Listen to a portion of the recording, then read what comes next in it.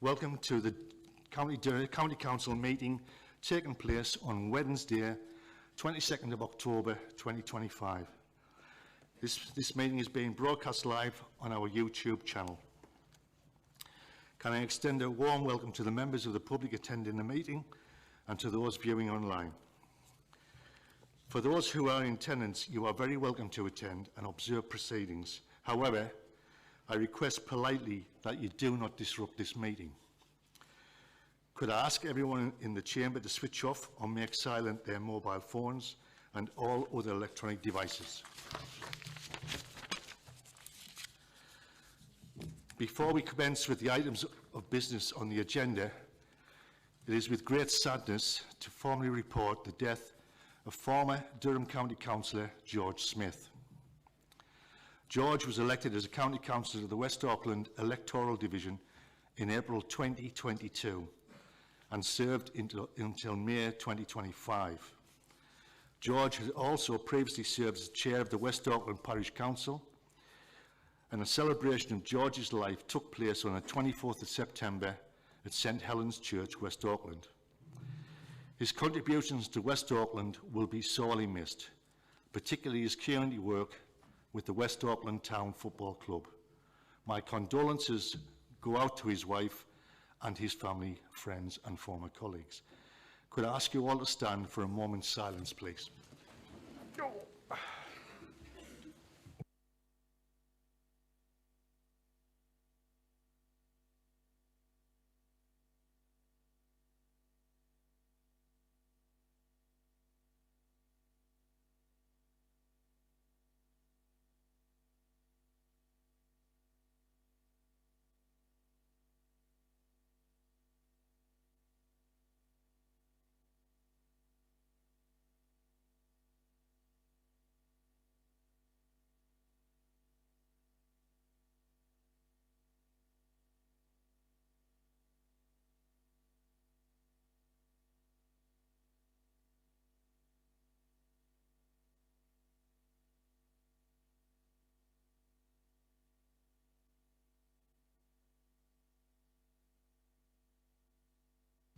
Thank you.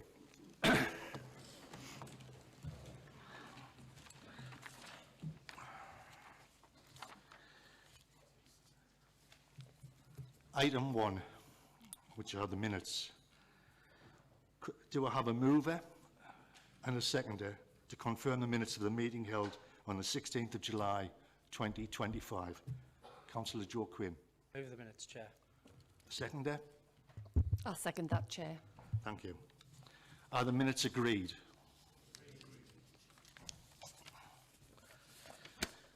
Declarations of interest, item 2. Does any member wish to declare an interest in relation to any item of business on this agenda? No? Right. Item 3, which is the Chair's announcements. Can I extend a warm welcome to Councillor Louise Penders? Louise is the newly elected member for the Easington and Shotton Electoral Division following the by-election held in August. Thank you, Louise.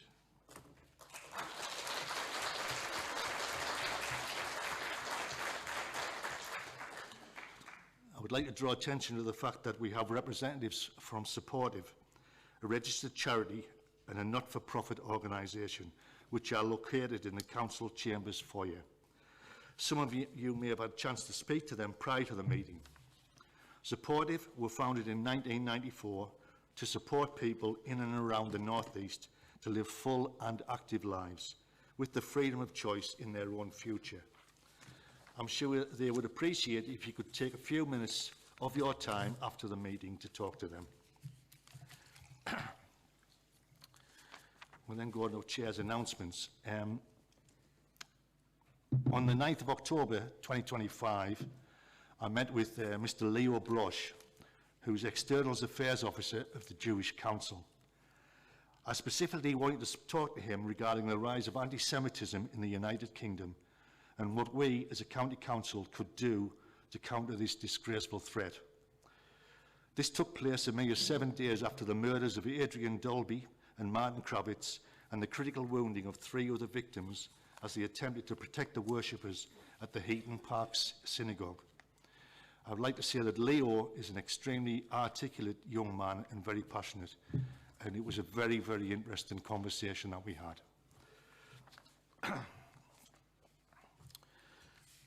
I now go on to regards the full council meeting today.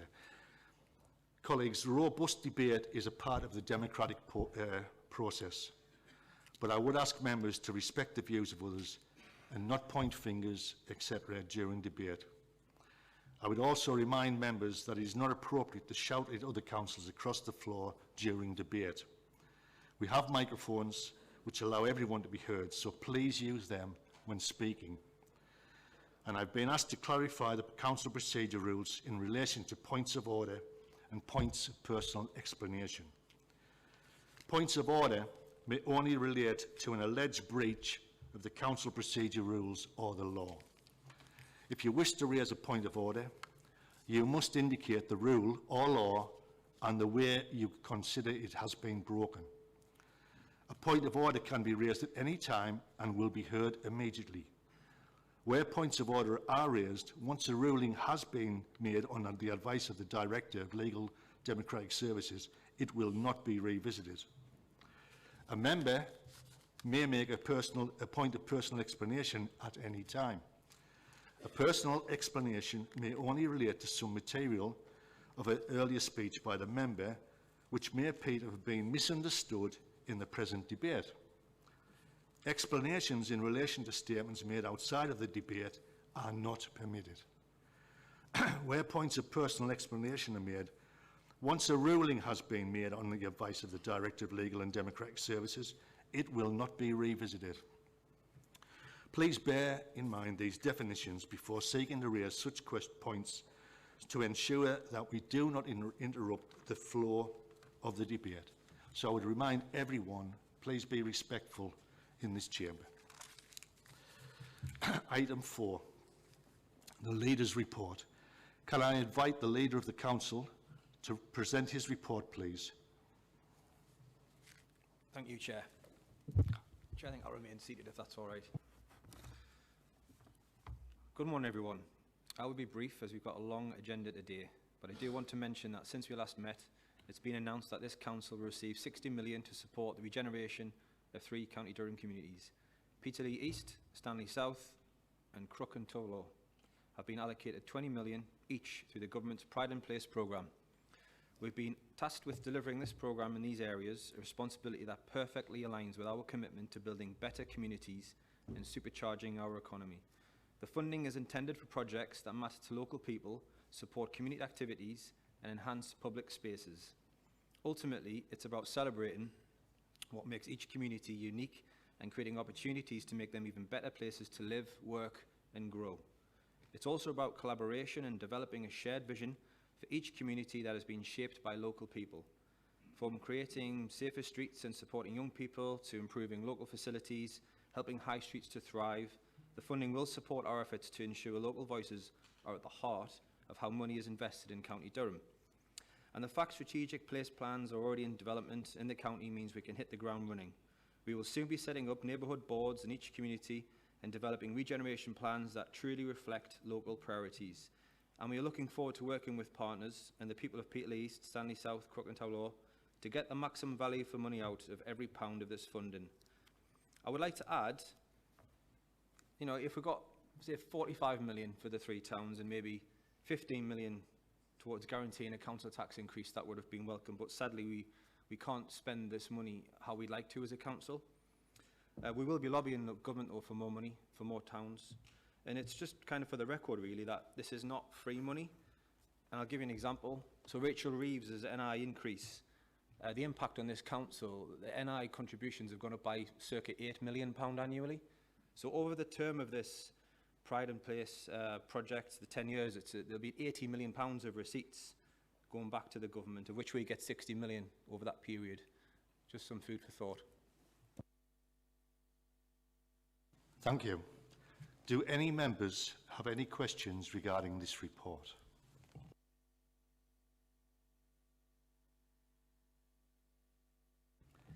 Can I ask the council, therefore, to note this report then, please? Thank you. Item number 5, and it's an important matter, it's questions from the public.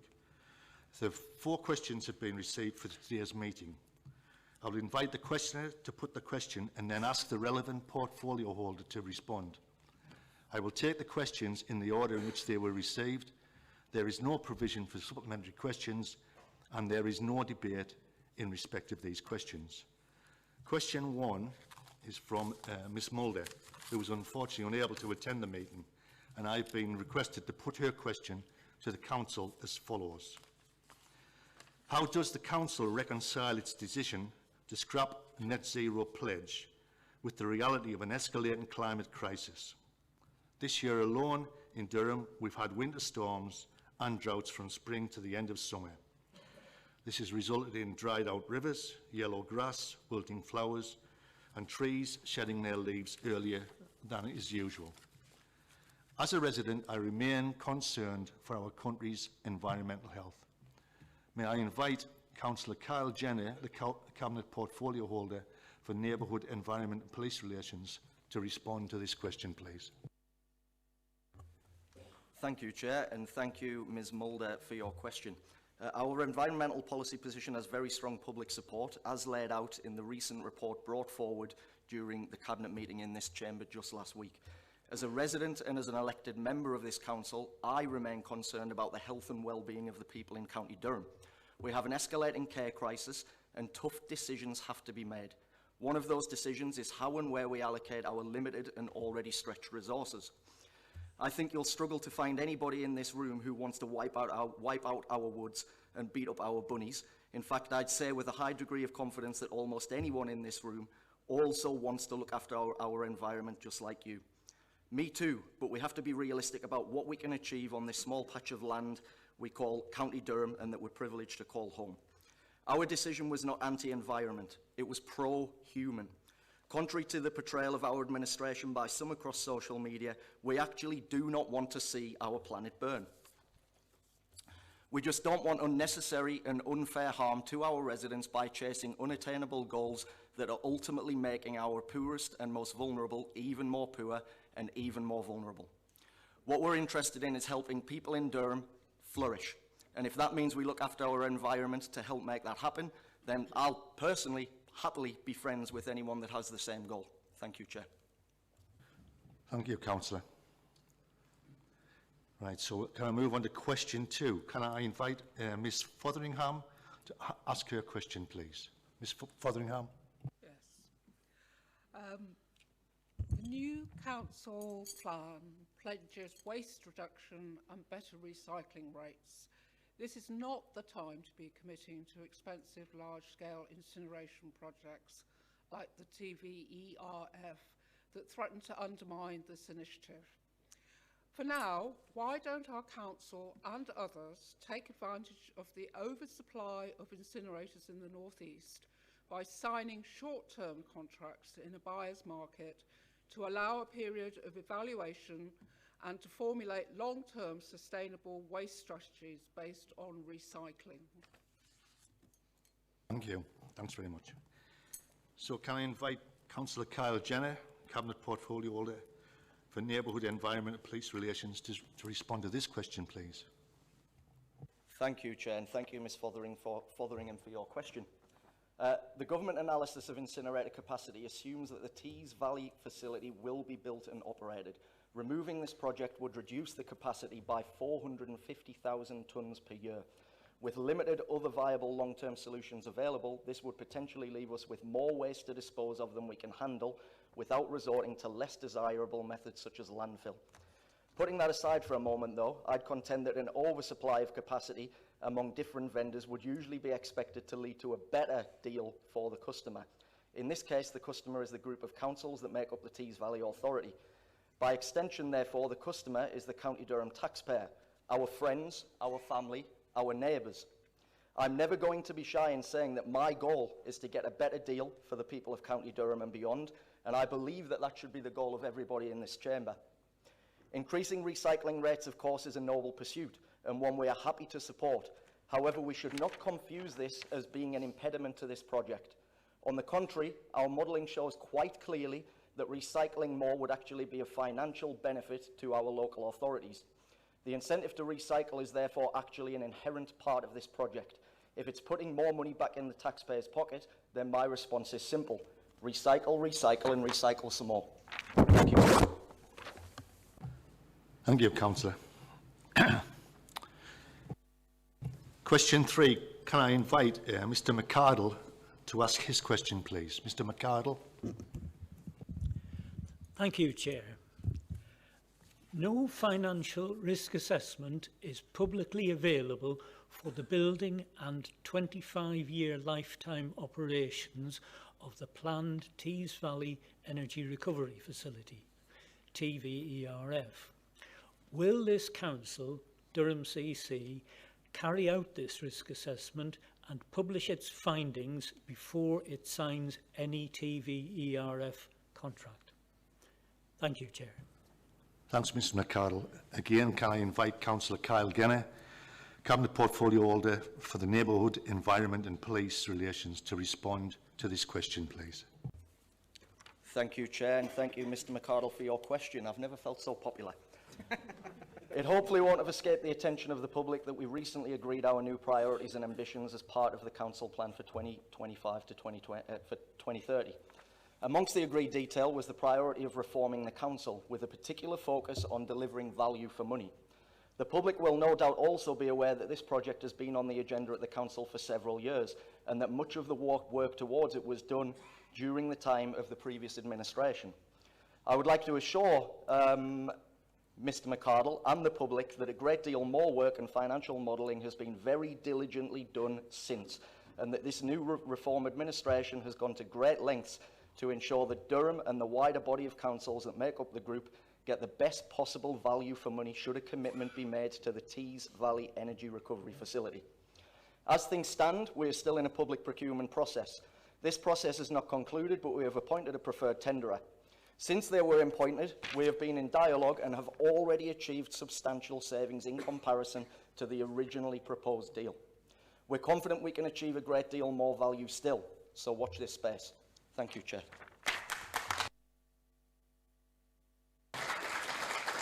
Thank you, Councillor.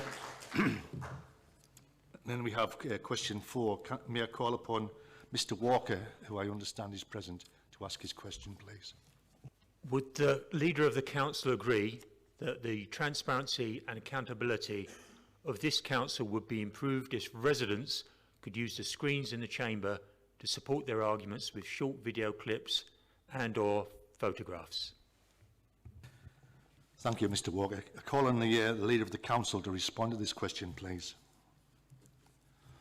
Thank you, Mr Walker. We've previously worked with and supported residents to articulate their views, whether through short video clips, photographs or presentations, where technically feasible. In doing so, we are mindful of any procedural rules that apply to making representations. It's important to ensure that all contributions are appropriate, fair and technically viable. The resources at this moment aren't available in terms of the time to pre-vet potential clips, etc. However, this is something we could and will consider when we move to our new River Green location. Thanks very much, Councillor. That concludes the public questions for today's meeting. I'd like to thank I'd like to thank you to those people who submitted these questions and for taking the time to actually physically attend the meeting. The questions and responses will be posted on the Council website following this meeting, and each questioner will also receive a written response following the meeting. Item number 6, which is petitions. There are no petitions for consideration. If we move on to item number 7, which is a report from the Cabinet, can I ask the Leader of the Council to present his report, please?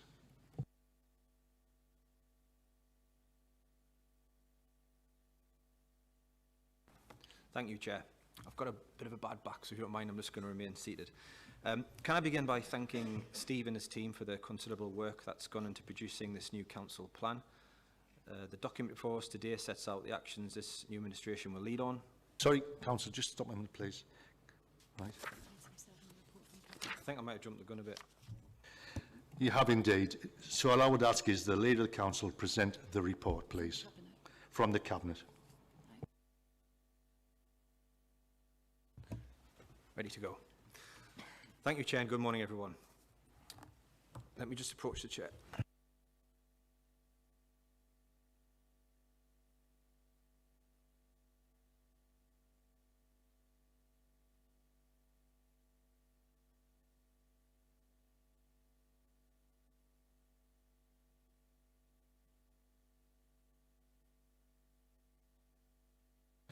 It must be the painkillers.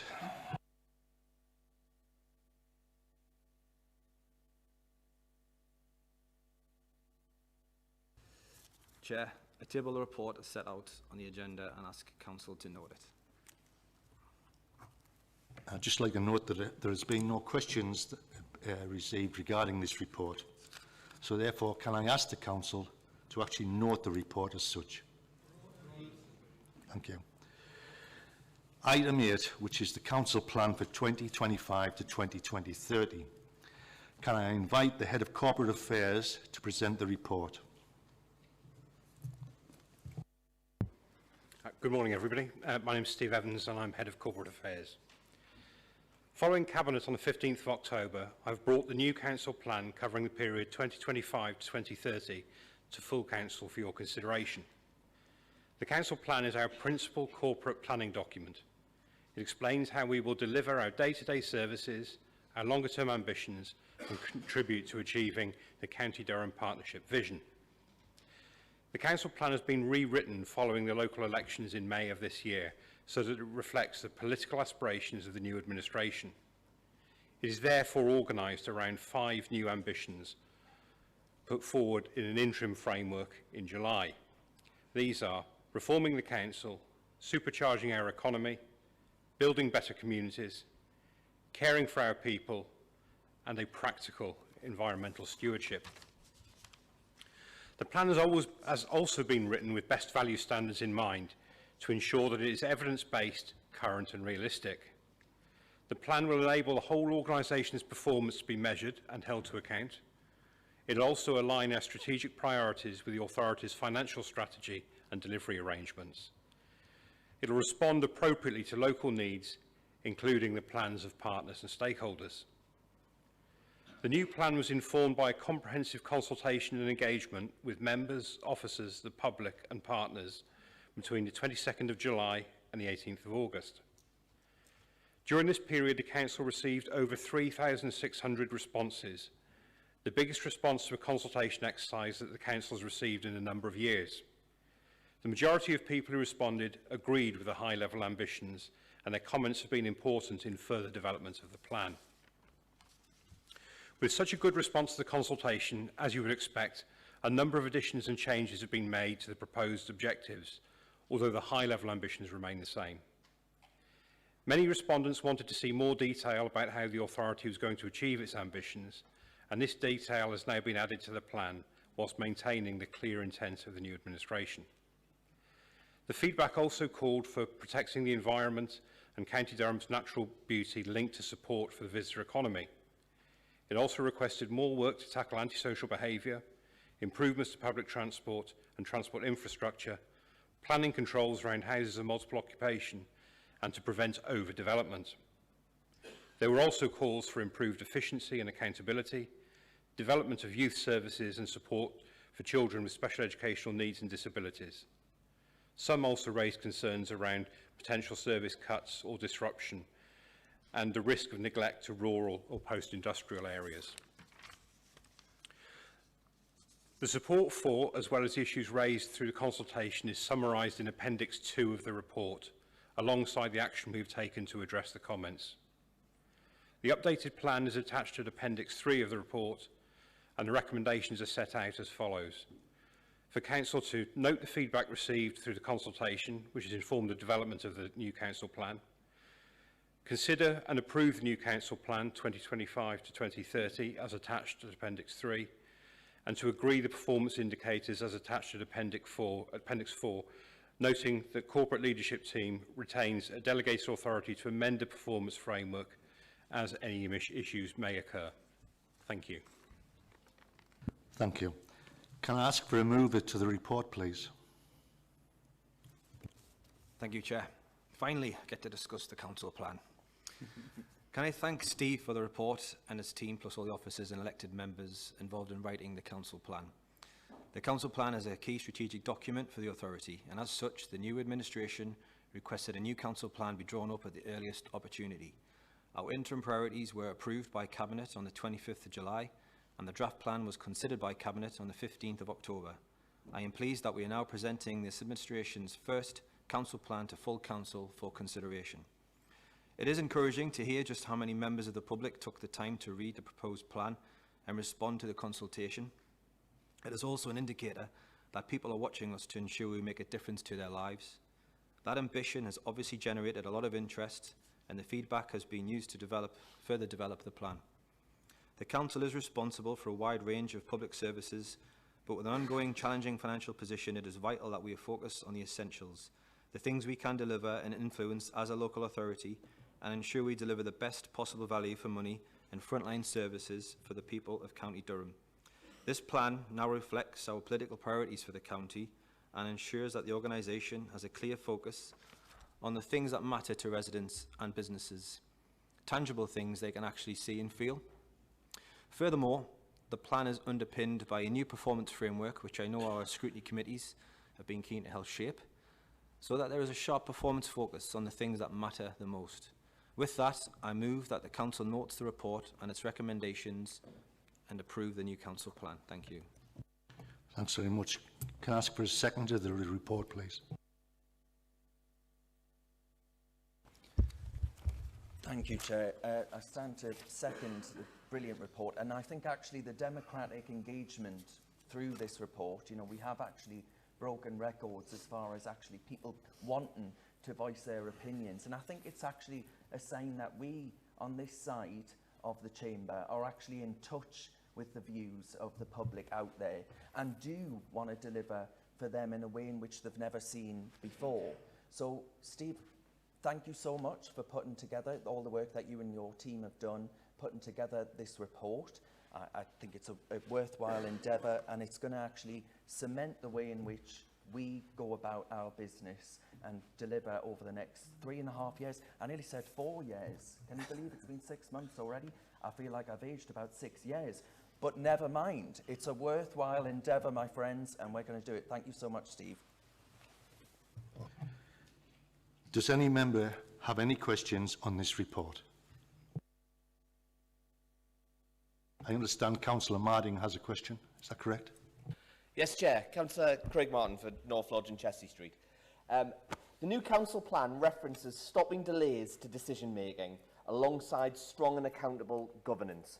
So what are the processes Cabinet are going to follow to ensure that the potential for speedy, ill-advised decisions actually have thorough debate so that new policy can be the best it possibly can be with multiple contributions? Thank you, Councillor. Will you respond, please? Yeah, thank you, Councillor Martin, from North Lodge, not Chelsea Street. So in summary, I mean, you can probably see from behind the scenes the amount of work that's going in with not only having a Cabinet in position to reach out to our grassroots, our members, to listen from all, I guess, areas of the chamber. We are looking at having sub-working groups as well, creating opportunities for specialist people, again, from around the chamber who can work with us. We've actually met with Councillor Alex Neil to discuss even a youth committee, if you like, to get some further perceptions from people around the chamber. I myself, you know, we reach out to local stakeholders and businesses around the county, chairing the likes of County Durham Partnerships, Business Durham. It was only 2 weeks ago we were at the Ramside for the North East Chamber of Commerce, where it was a workshop to take expertise and knowledge from around a room of, let's face it, people with expertise in their sector. And this is not something we can deliver on our own. Therefore, we do have an open door policy to try and work with as many areas of the county as possible. Thank you. Councillor, is there Anybody else that wishes to pose a question regarding this report?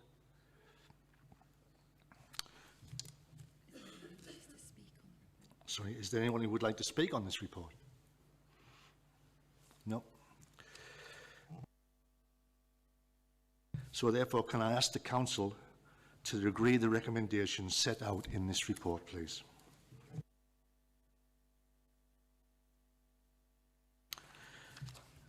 Item 9. It's the amendment to the Members' Code of Conduct, freedom of expression. Can I invite the Director of Legal and Democratic Services to represent this report, please?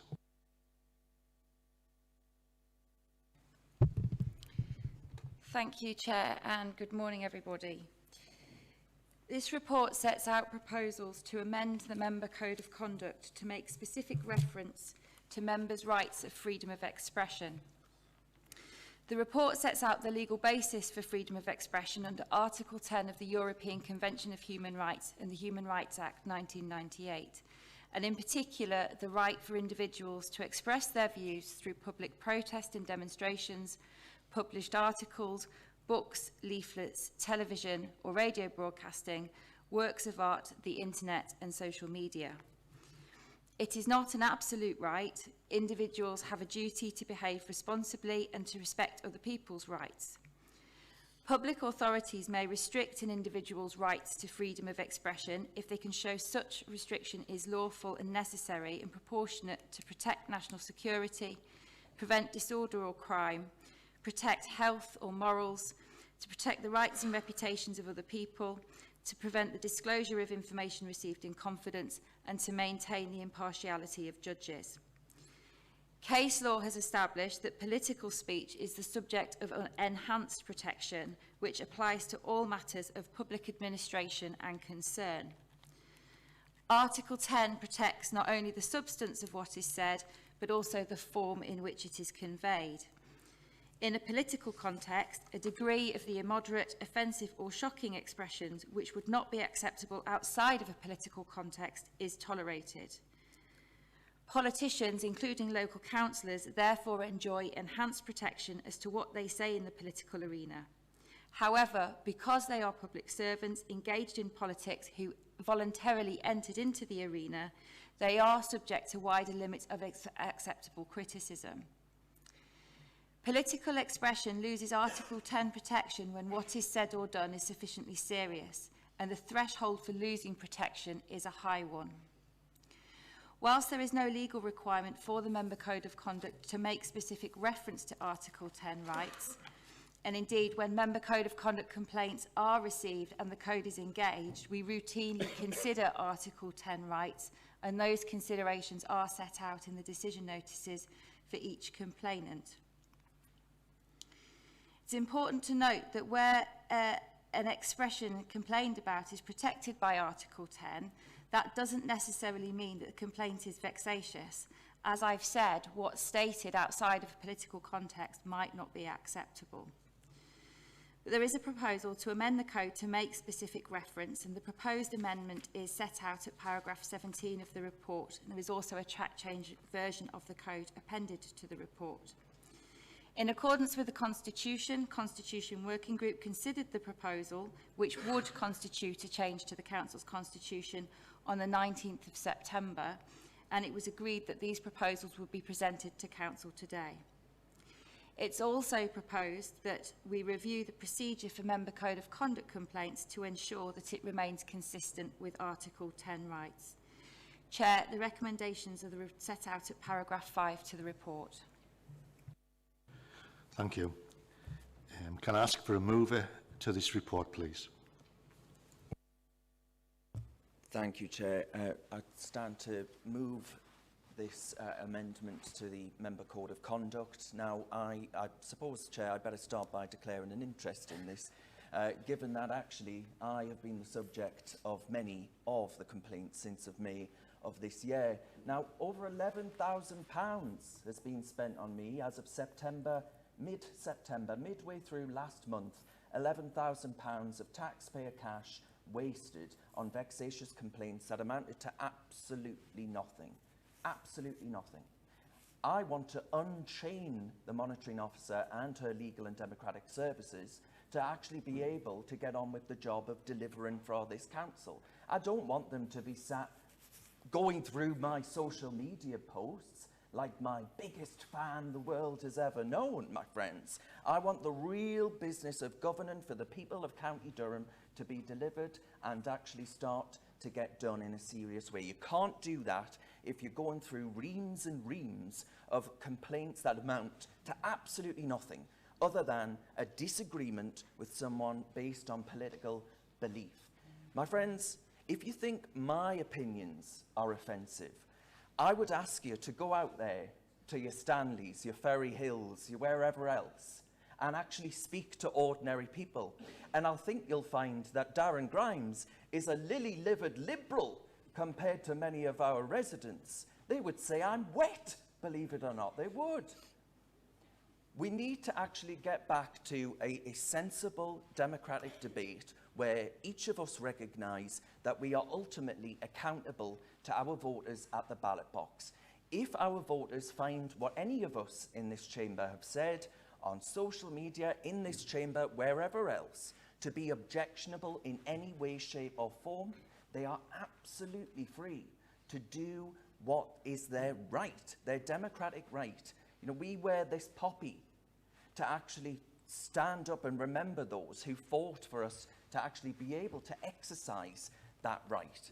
And that right says that if you don't like someone at the ballot box who's standing for election, you are able to boot them up the behind and tell them to get out, right? It's as simple as that.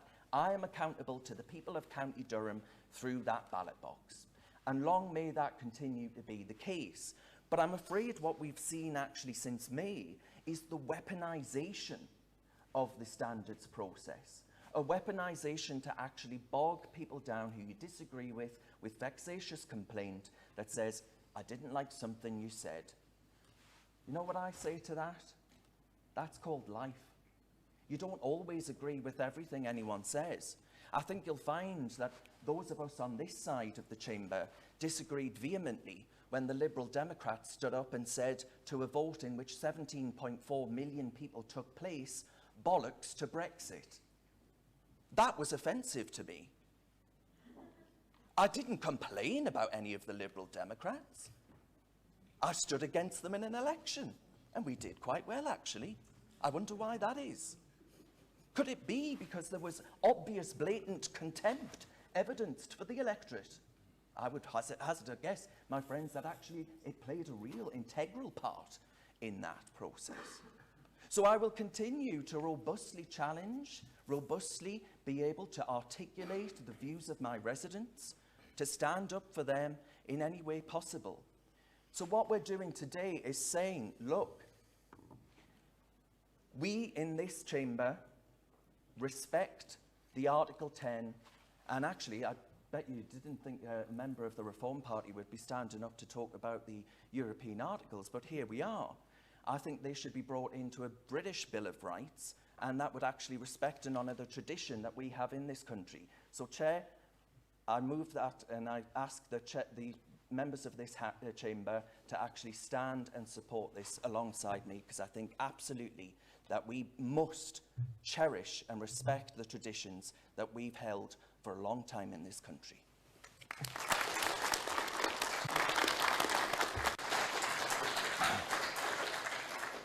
Yeah, thanks for that, Councillor.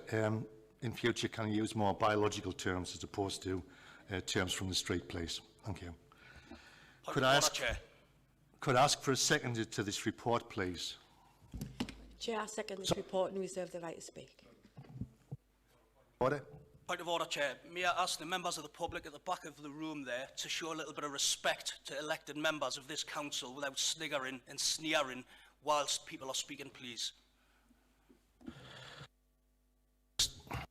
Firstly, Councillor, I understand it's not a point of order, but as a reminder, everybody, please respect. It's a democratic process. People that come here to speak freely and openly. If you find it funny, it's like a court of law. Please take your humour outside and keep it quiet, please. Thank you. Thanks very much. So can I again ask for a seconder to this report? Councillor Lyons. Chair, I second the report and reserve the right to speak. Thank you. Thank you, Councillor. Does any member have any questions on this report? I understand we have Councillor Lyons, Councillor Crute and Councillor Hopgood who are registered to speak. And can I make certain that it is actually a question that you're going to put to the motion, to the report, sorry? Can I just say mine was a question to the monitoring officer around the presentation of report. I do wish to speak on the debate later on, but this is an actual question, which I thought we might have had already.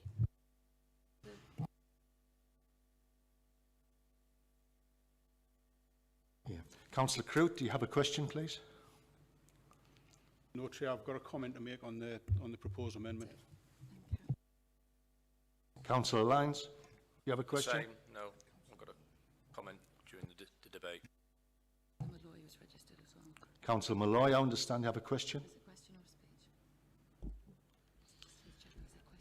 Thanks, Chair. I'm not too sure whether it's a question or going to be part of the debate, so I'll leave it to the debate and then it'll be clarified then. Thank you. Thanks very much. I now call on Councillor Hopgood to ask a question, please. Yeah, thank you, Chair. I have two questions. Can the monitoring officer please confirm, will this movement of the amendment actually unchain officers from the work, or will it still need to be investigated? And secondly, can the monitoring officer confirm, do we currently use Article 10 when assessing complaints? And for the record, the Constitution Working Group didn't agree wholly. It wasn't a unanimous vote to pass this. Chair, if I could just clarify that point, I was very careful to say that it was agreed that they would be presented to Council for consideration rather than unanimously supported. Yes, we do routinely consider Article 10 rights, and as I said in my presentation of the report, we do record those considerations in the decision notice. Regardless of whether or not this amendment is made, we will still be required to consider complaints when they are received, and we will still continue to apply Article 10 considerations to those complaints in the usual way.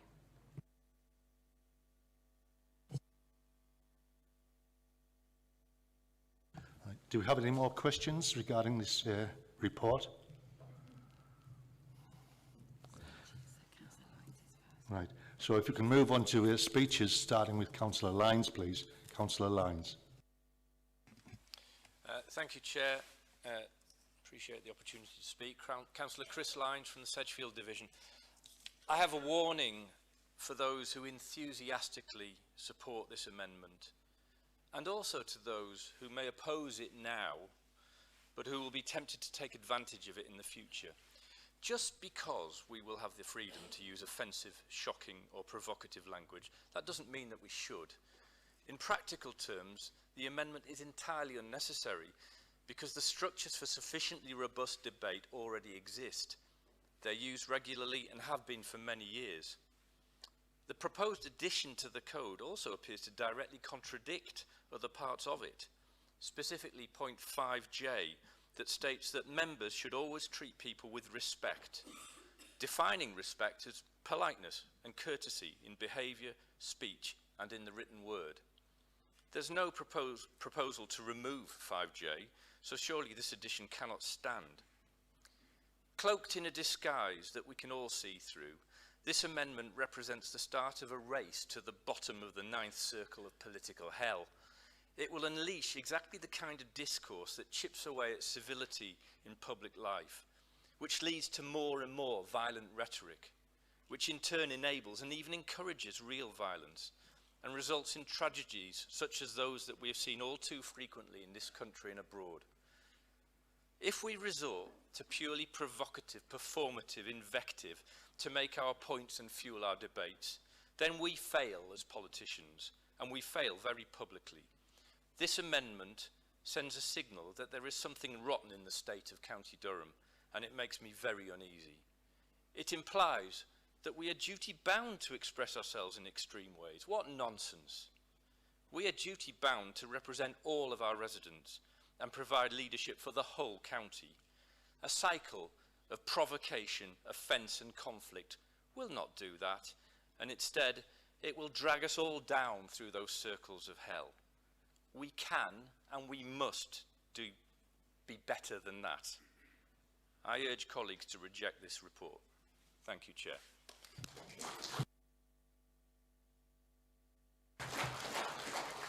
Thanks very much, Councillor Lyons. Councillor Crute. Thank you, Chair. Rob Crute for the Blackwall and Heslin Division. To start with, I'll make it clear that I have no objection to either free speech or the freedom of expression, but I do have concerns that there's nothing in this document to define free speech against hate speech and comments intended to mislead or to create fear and division. Amendments this week to the Standards Board's own protocols and procedures to the Constitution, amendments this week to the Standards Board procedures compound those concerns, especially now that the Reform administration appears to be moving closer to effectively marking its own homework on complaints made to the Council about the behaviour of some members. I've got additional concerns, though, Chair, about the proposed amendment to the Constitution, similar to the concerns expressed earlier by Councillor Lyons. On page 143, we're being told that offensive behaviour is somehow acceptable. But on the previous page, on page 142, of exactly the same Constitution, we acknowledge as an authority that offensive behaviour lowers the public's expectations and confidence in elected members. That exposes the risk of bringing this council into disrepute.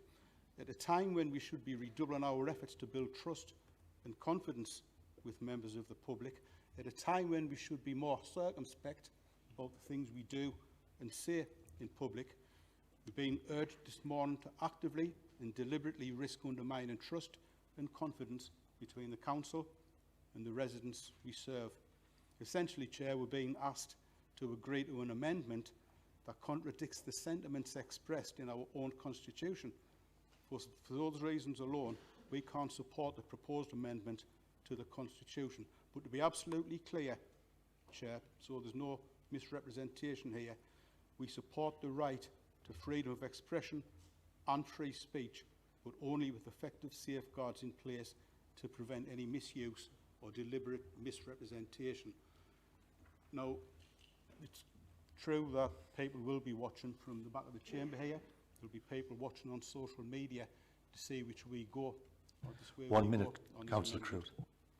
So, for that purpose, in the interests of openness and transparency, when it comes to making a decision, I'll be requesting a named vote on this decision, Chair.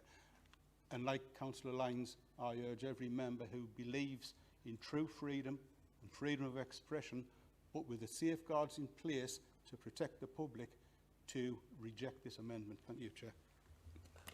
Thank you, Councillor Crute. Disregard request, we'll deal with that at the end of the debate. Okay? I call on Councillor Malloy, who's got a question, I understand. Councillor Malloy. Sorry, speech. Thank you, Chair.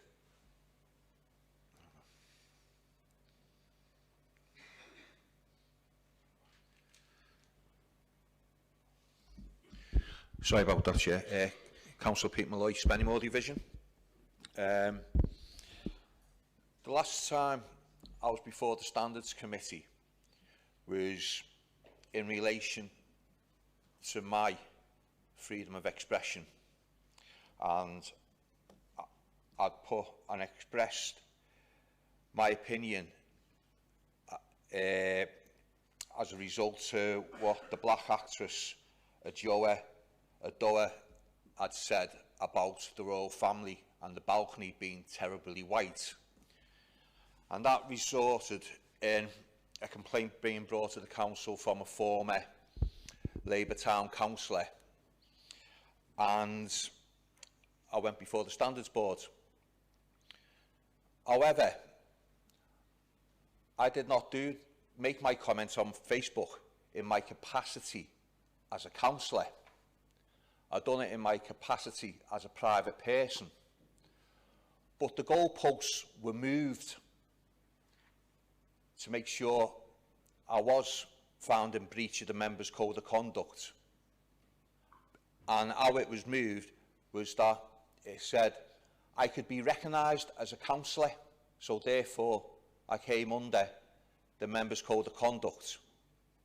And yet, even though it was done via Spennymoor Town Council, Spennymoor Town Council Members' Code of Conduct is closely aligned to DCC's Members' Code of Conduct.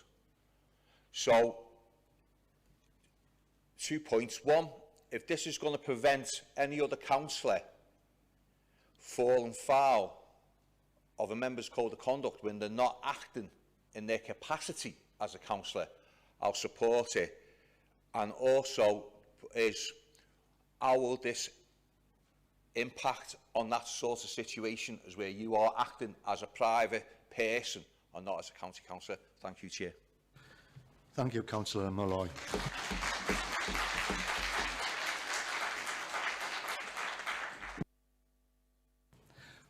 Councillor Molloy, because obviously you've asked a question, I would like to call upon the legal officer to reply, if that's okay. Thank you. Thank you, Chair. Whether or not the code is engaged is an analysis of the case and on each case, on the facts of each case. In the case that you've referred to, my recollection is that there was an analysis of whether or not the code was engaged. The investigating officer found it had been, and that decision was upheld by the Standards Committee panel that considered the matter. Any other complaints that come forward, the first assessment will be, is the code said to be engaged? If so, then the matter will be considered by the Standards Assessment Board. In responding to the complaint, a member is free to argue that the code isn't engaged, and that will be a matter for the Standards Assessment Board to consider and make a decision on when they're considering the complaint as a whole. Thank you. I now call on Councillor Wilkes, who's got a question, I understand. Sorry, speech. Thanks, Chair. I find myself agreeing somewhat with Councillors Lyons and Crew, but I do also accept that this is clearly a debatable issue. I just happen to have a different view to Councillor Grimes, because I think that these changes will increase complaints and risk breaches of human rights legislation. The amendment overemphasises a councillor's right to offend under Article 10 at the expense of other conflicting human rights and the council's duty to protect public trust and vulnerable individuals. The proposed amendment focuses too heavily on councillors' rights to freedom of expression by failing to give equal weight to the rights of those affected, creating a human rights imbalance. Article 10 is a qualified right and explicitly permits restrictions to protect the rights and reputations of others. The public and council staff do not have the same political platform or expectation of thicker skin as councillors do. The amendment focuses on tolerating offensive, shocking or provocative expression. This will be used by councillors to justify malicious statements, harassment or bullying directed at staff, fellow members or the public. That will directly infringe on their Article 8 rights, which in the case of staff includes the right to a professional environment free from unnecessary stress or reputational damage. This broad explicit defence for immoderate speech will empower councillors with greater political capital than those they seek to abuse under the guise of political debate.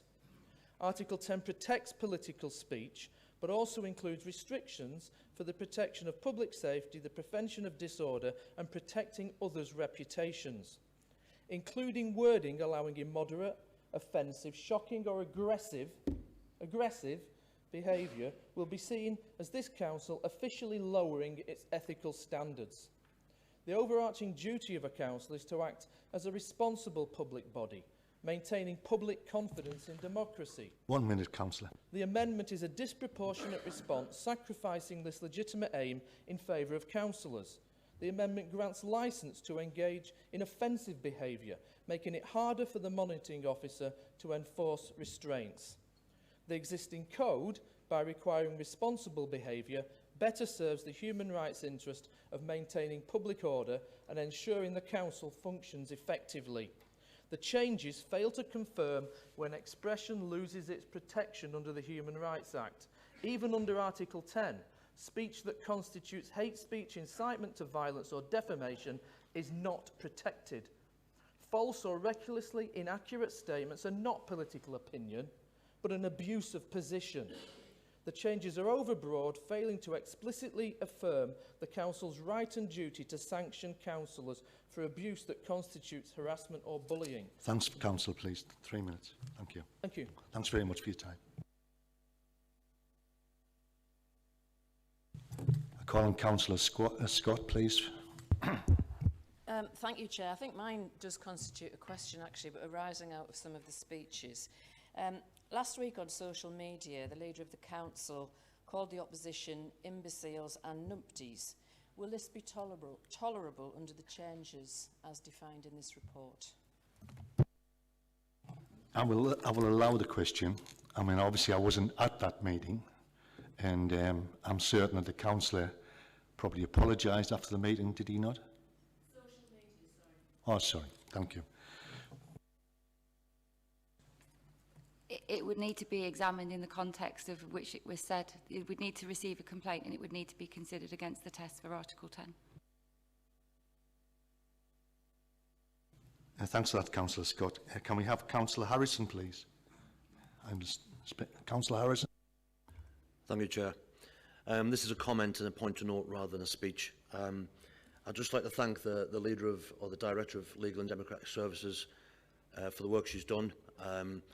With regard to complaints, vexatious complaints, a huge uplift from the previous administration.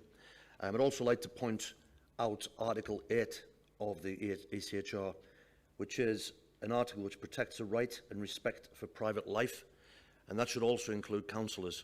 So although we should be transparent and we should be accountable in all aspects of our work, I do think that this needs to be taken into consideration with the amount of vexatious complaints that have taken up so much time and finance within the council.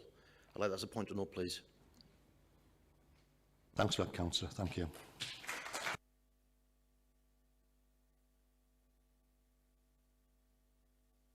Yeah, call on Councillor Pearce, please. Thank you, Chair. Chair, as a Liberal, of course I support the right to free speech.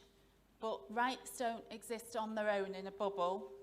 They come with responsibilities. So the main point I want to make, which has been made before, is just because you can say something doesn't mean you should, especially when you're a person in a civic leadership role. In this country, we're allowed to do many things that most of society would consider to be wrong, but that doesn't mean we should do them. I don't believe, therefore, that our code of conduct for elected members should actively encourage them to behave badly. I don't believe our residents want to see us hurling abuse at each other, deliberately offending each other, and behaving aggressively towards each other. Yes, at times, in a political context, there is a degree of behaviour that some people feel offended or insulted by. But there is a difference between allowing that and actively encouraging people to behave in a way which is aggressive or offensive, which I believe this amendment seeks to do. Our aim in political debate is to set out the facts and persuade by argument. It is not to offend or insult each other.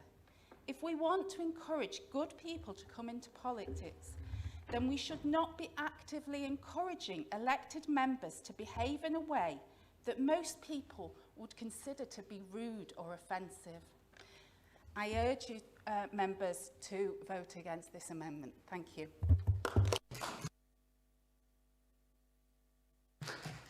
Thanks for that, Councillor Pearce. Councillor Hopgood. Thank you, Chair. I think it's already been said, no one in here, I'm sure, would disagree with the principle of free speech. In reality, Chair, though, this amendment does nothing more than put into writing what is already considered when each complaint comes in.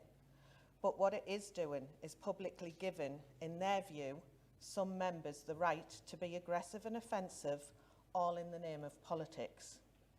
It won't reduce the number of complaints. It's already been confirmed by the monitoring officer that complaints will still have to be looked into, whether or not this passes or not.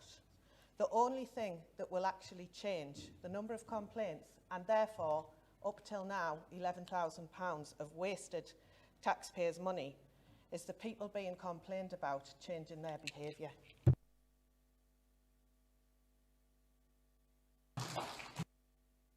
Thanks for that, Councillor Hopgood. We now call on Councillor Haley. Thank you, Chair.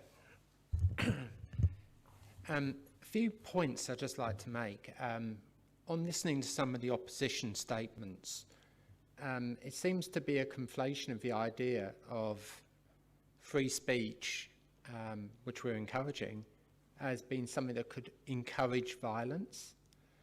Well, can I perhaps raise a point that perhaps the thing that would encourage violence the most is, again, limiting what people can say. When we look at the protests, particularly outside of asylum hotels, as have occurred, sometimes that have included unacceptable violence, a lot of that, I think, has been encouraged by the lack of robust debate. Because when people feel that they are not being listened to or unable to speak, it can encourage some people to pursue a more violent course. Now, obviously, that is completely unacceptable. But I think we can create a pressure cooker environment. If we do not allow robust debate, we can encourage violence by that. And also, the fact that all these accusations and complaints against Councillor Grimes were rejected does prove, I would suggest, that they were vexatious. And I would suggest also that there seems to be some orchestrated plan in terms of raising issues and complaints just for the sake of it. So I think this motion will encourage the robust debate we need to limit the potential for violence and to limit the potential for people not feeling listened to. Thank you, Chair. Thank you, Councillor Haley. I call on Councillor Quinn. Thank you, Chair. Chair, we often speak about emotive subjects both in and out of this chamber. Likewise, what one person may find offensive, somebody else might not. So a lot of these things are open to interpretation. To touch on what Councillor Lyons said about this amendment potentially causing violence, in the words of the late Charlie Kirk, the minute we stop having the conversation is exactly when the violence happens. Some debates are uncomfortable, but I would rather have that debate than the alternative. I will be supporting this amendment, and I encourage all members to do the same. Thank you. Thanks, Councillor Quinn. I call on Councillor Sexton, please. Yeah, thank you, Chair. Councillor Paul Sexton, Chesterley Street South. I'd just like to support Councillor Malloy in his view of sometimes how this process runs through. I'm not suggesting there's anything untoward, but it does seem to at times flip-flop, and a lot of it's done behind closed doors. And there is a perception that the goalposts may move from time to time. But we all need to look at ourselves. We've weaponised the system, politicking, with vexatious complaints. Long before Reform were here, it was going on. Long before Reform were here, it was going on. I had a smiley face reported, just a smiley face, nothing else, no comment, on my personal page by a political activist. 10 months later, I got no further action. How much did that cost? Yet in 2021, in this very chamber, there was a discussion on an extreme and inappropriate meme that the monitoring officer said that the LG had investigated, and actually said, even though that councillor then had used her own personal page for her councillor work, there was no further action. So why did it take me 10 months? I'd just also like to say that in reference to Councillor Crute and obviously Councillor Rooney in the paper recently about the Members' Code of Conduct complaints process change, the advisory board will be more transparent. The independent's views are taken into account before any decisions are made by the hearing panel. The decisions under the Standards Assessment Board are open and transparent and therefore can be scrutinised. So the suggestion of political bias is wrong because they will be challenged. 1 Because minute, Councillor. Thank you, Chair. If there's inconsistency, it will be there, open and transparent. At the moment, it is not.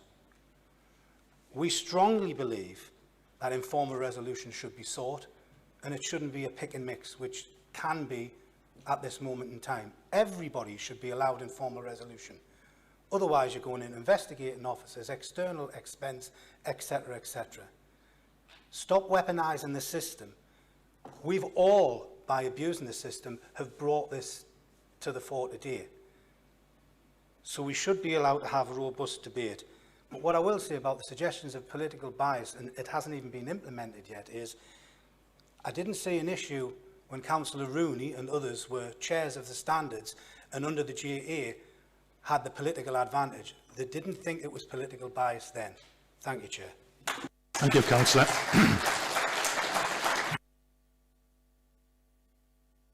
Councillor Hunt.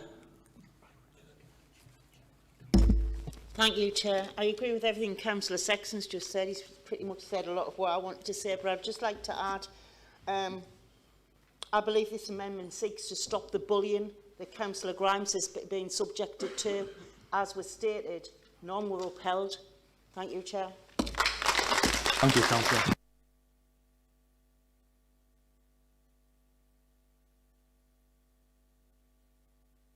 Councillor Hope, do you want to speak? Yes, thank you, Chair. I just want to point out there, again, with Councillor Rooney, during the election process, she commented on a post on our political page, and she basically called me a goon and basically tried to ridicule me for a misspell that I'd done. I never reported that. I just took that on the chin.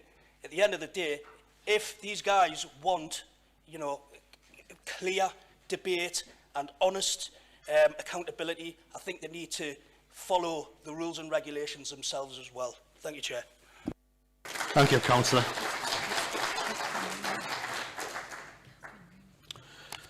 I call on Councillor Rooney.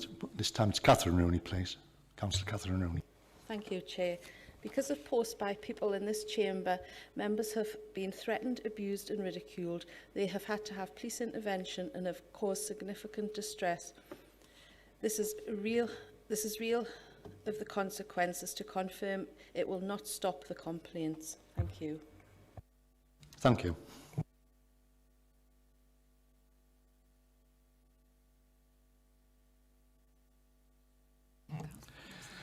And we appear to have no more... Sorry?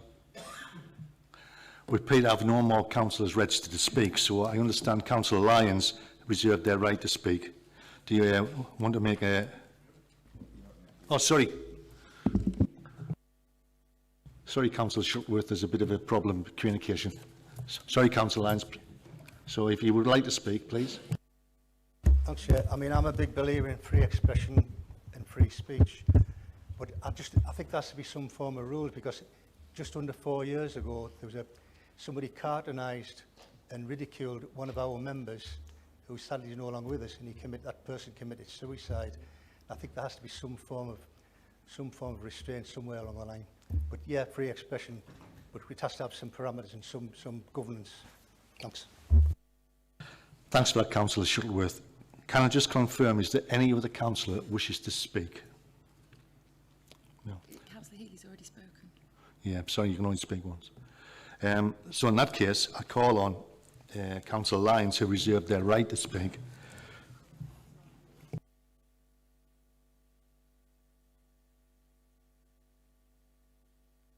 Sorry?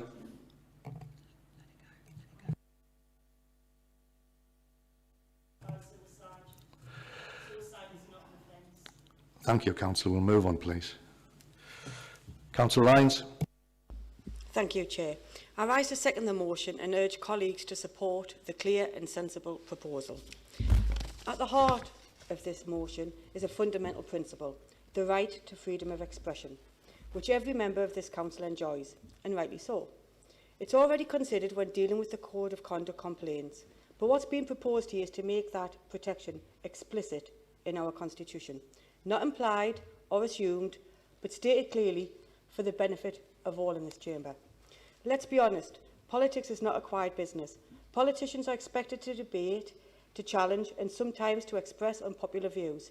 In fact, what might be considered inappropriate in a private setting could well be protected when set in a political context. That's not a flaw. It's part of how democracy functions. But let me be clear, freedom of expression is not an absolute right.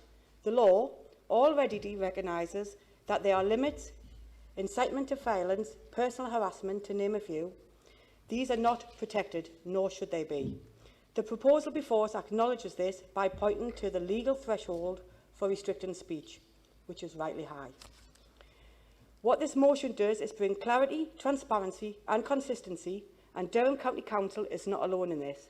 The London Borough of Bromley and Lancashire County Council have already recognised the importance of aligning their codes and procedures with obligations around free speech.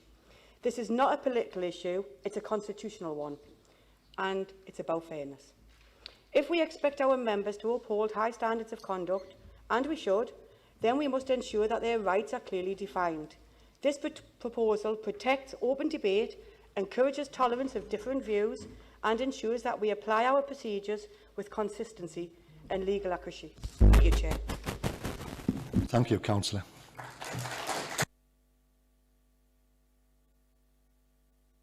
Councillor Grimes, you have a right to reply. Will you reply? Yes, Chair, thank you very much.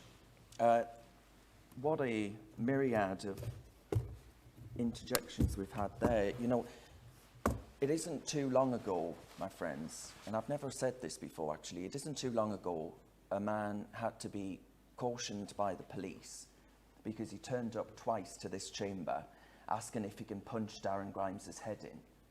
Now, I say that because I wonder if it's because of the smears of racist, of Nazi, of bigot, of far right. Could it be? Could it be? The dehumanisation that comes from opposition members who have the gall, the temerity, to suggest that their record is completely unblemished in that regard. How dare you? How dare you? And I find it absolutely extraordinary that Councillor Shuttleworth, who stands up and frankly is aggressive in his tone and nature, can stand there and say that actually we on this side of the chamber have questions to answer. I would ask him to take a good hard look in the mirror. Ultimately, the Liberal Democrats, I believe, have shown their authoritarian streak here. The Liberal part of their name, long since forgotten. The Democrat part of their name, well, look no further than that Brexit vote. That's forgotten too. I think ultimately the authoritarian streak is to call for censorship. I'll note that the Leader of the Opposition stood up there and said, I need to change my behaviour. Do you know what that means, my friends? It means silence. It means censorship. What is liberal about that? The key tenets of liberalism were to champion the values of the Enlightenment. Just a moment. May I raise a point of personal reflection, clarification? I did not say that whatsoever. I did not infer that he had to stop putting posts on at all or silence them. The word silence never came out of my mouth when I spoke.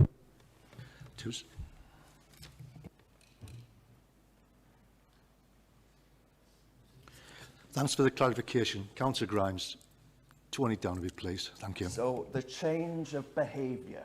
What could that mean in the context of speech, if not silence? I find that absolutely extraordinary. Chair, do I have here we go. Sorry, but do I have to keep saying the same thing?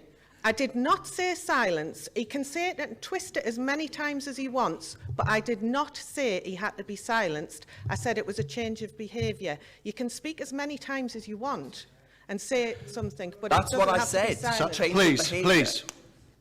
Councillor. Goodness gracious me.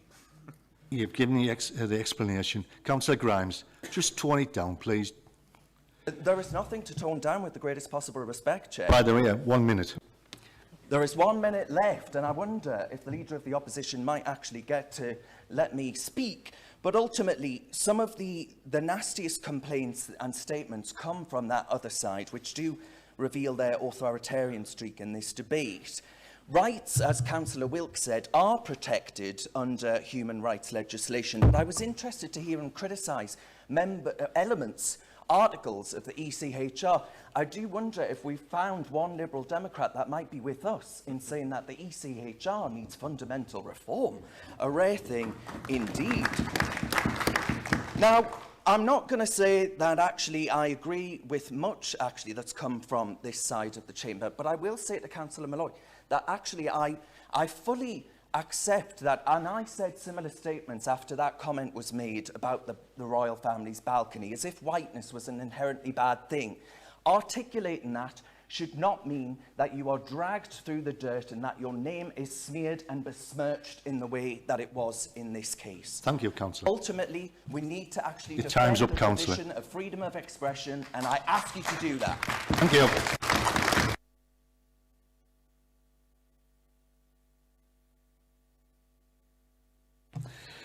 Before we go any further, Councillor Crewe put forward a suggestion of a named vote. Do we have 10 people who will support the...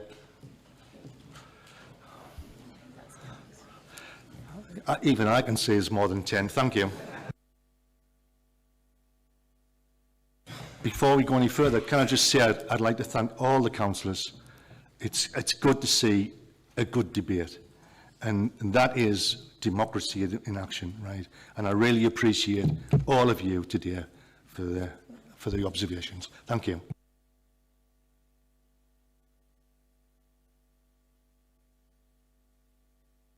So then, if we can go to the vote, please.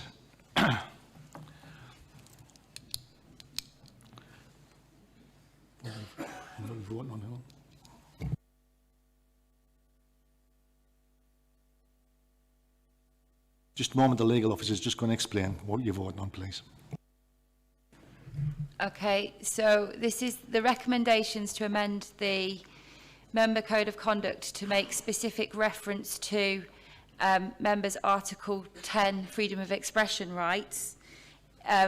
If you wait for the buzzer to indicate that the vote is open, and then it's 1 in favour of the recommendations, 2 against and 3 to abstain.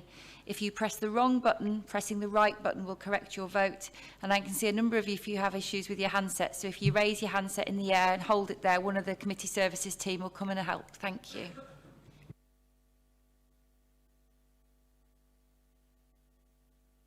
That's the vote open.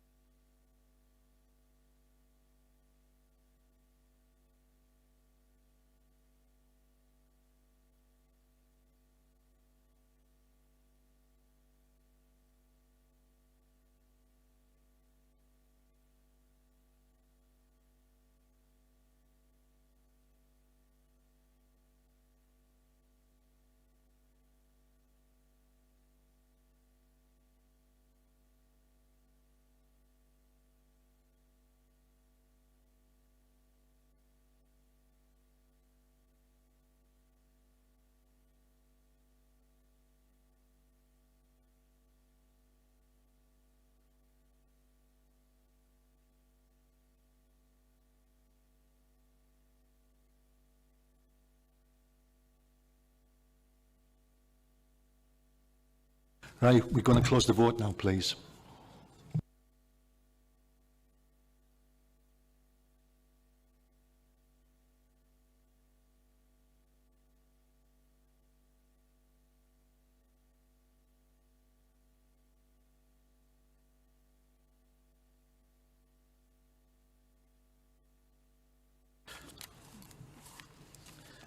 regarding the amendment to the Member Code of Conduct, freedom of expression.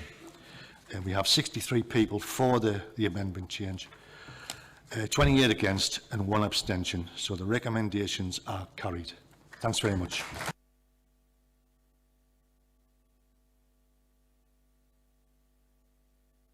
And we move on to item 10, which is the appointment of a Charter Trustee. And can I invite the Director of Legal and Democratic Services to present the report, please? Thank you, Chair. Members may recall that Council agreed the appointments to the Charter Trust at the annual meeting in May earlier this year. Since then, the appointed councillor to the Trust for the Easington and Shotton Division resigned as a councillor, which created a vacancy on the Charter Trust. The number of councillors appointed to the Charter Trust is proportionate to the number of electors paying the Charter Trust precept. In the Easington and Shotton Division, there are 1,651 electors paying the precept, and therefore there's 1 councillor from the division to be appointed. As agreed in May, councillors are selected based on the number of votes received at the May election. The councillor that received the highest vote was originally appointed, but since his resignation, the candidate with the second highest number of votes was Councillor Howard Brown. The report does note the by-election which was referred to earlier in this meeting for the Easington and Shotton Division took place in August.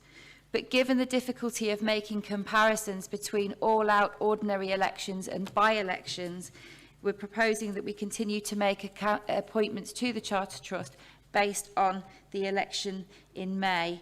That would have made no difference because Councillor Brown still received the highest number of votes. So, Chair, it's therefore recommended that Councillor Brown is appointed as the Charter Trustee for the City of Durham in respect to the Easington and Shotton Division. Thank you, Helen. Can I ask for a mover to this report, please? Chair, this report is a procedural matter to address a vacancy that has arisen on the Charter Trust.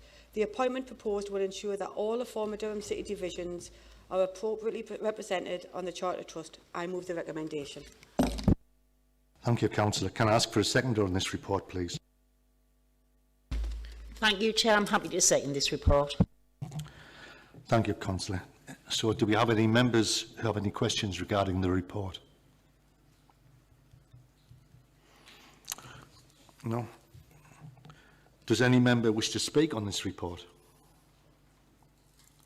So can I ask the Council to agree the recommendations set out in the report, please?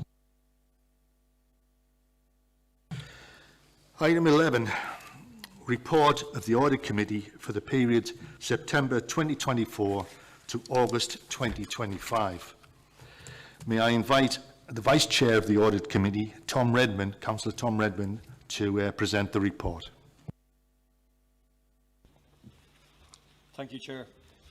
I'm pleased to present the Audit Committee's annual report covering the period from September 2024 to August 2025. The report was approved by the Committee at its meeting on the 29th of September, and it sets out how the Committee has provided assurance September, it sets out the committees to provide assurance on the Council's governance, risk management and internal control arrangements. Following the May 2025 elections, the committee's membership has evolved while maintaining continuity to the ongoing contribution of our 3 co-opted independent members. Their experience has been invaluable in supporting new councillors as we settled into our roles throughout the year. The committee has met at key points to review a wide range of reports and assurance statements. We promoted the work of internal audit across the organisation, agreeing the audit strategy, charter and the annual plan, and receiving regular quarterly updates on progress. Members have provided constructive challenge and scrutiny at each stage, with officers attending to explain issues and respond to questions openly. In November 2024, the previous Audit Committee reviewed and approved the final statements of accounts for 2023-2024, alongside external auditors' report on that audit. The current committee, appointed after the May 2025 elections, has since received updates on the progress of the 2024-2025 accounts. In July 2025, we considered the draft unaudited accounts, which were again completed and submitted to the auditors within the statutory deadline. We have continued to receive verbal updates during both the July and September meetings, and the final audited version will come back to committee in November for review and approval. Another key area of work this year has been counter-fraud. The committee has considered the Protecting the Public Purse reports, which highlight the excellent work done across the Council to acknowledge, prevent and pursue fraud under our counter-fraud and corruption strategy. Fraud continues to be recognised as a strategic risk, and we've emphasised that prevention is always better than cure. It's encouraging that Durham County Council continues to have an excellent local and national reputation for its work in this area, and that our corporate fraud team is building strong partnerships across the public sector to maintain that success. In summary, Chair, the report before Council is for information, but it demonstrates that the Audit Committee continues to perform effectively and plays an important role in promoting strong governance and accountability across the authority. Council is therefore recommended to note the report and the work undertaken by the committee during the year. I'm happy to move the recommendation. Thank you, Chair. Thank you, Councillor. Are there any questions on this report, please? Any questions?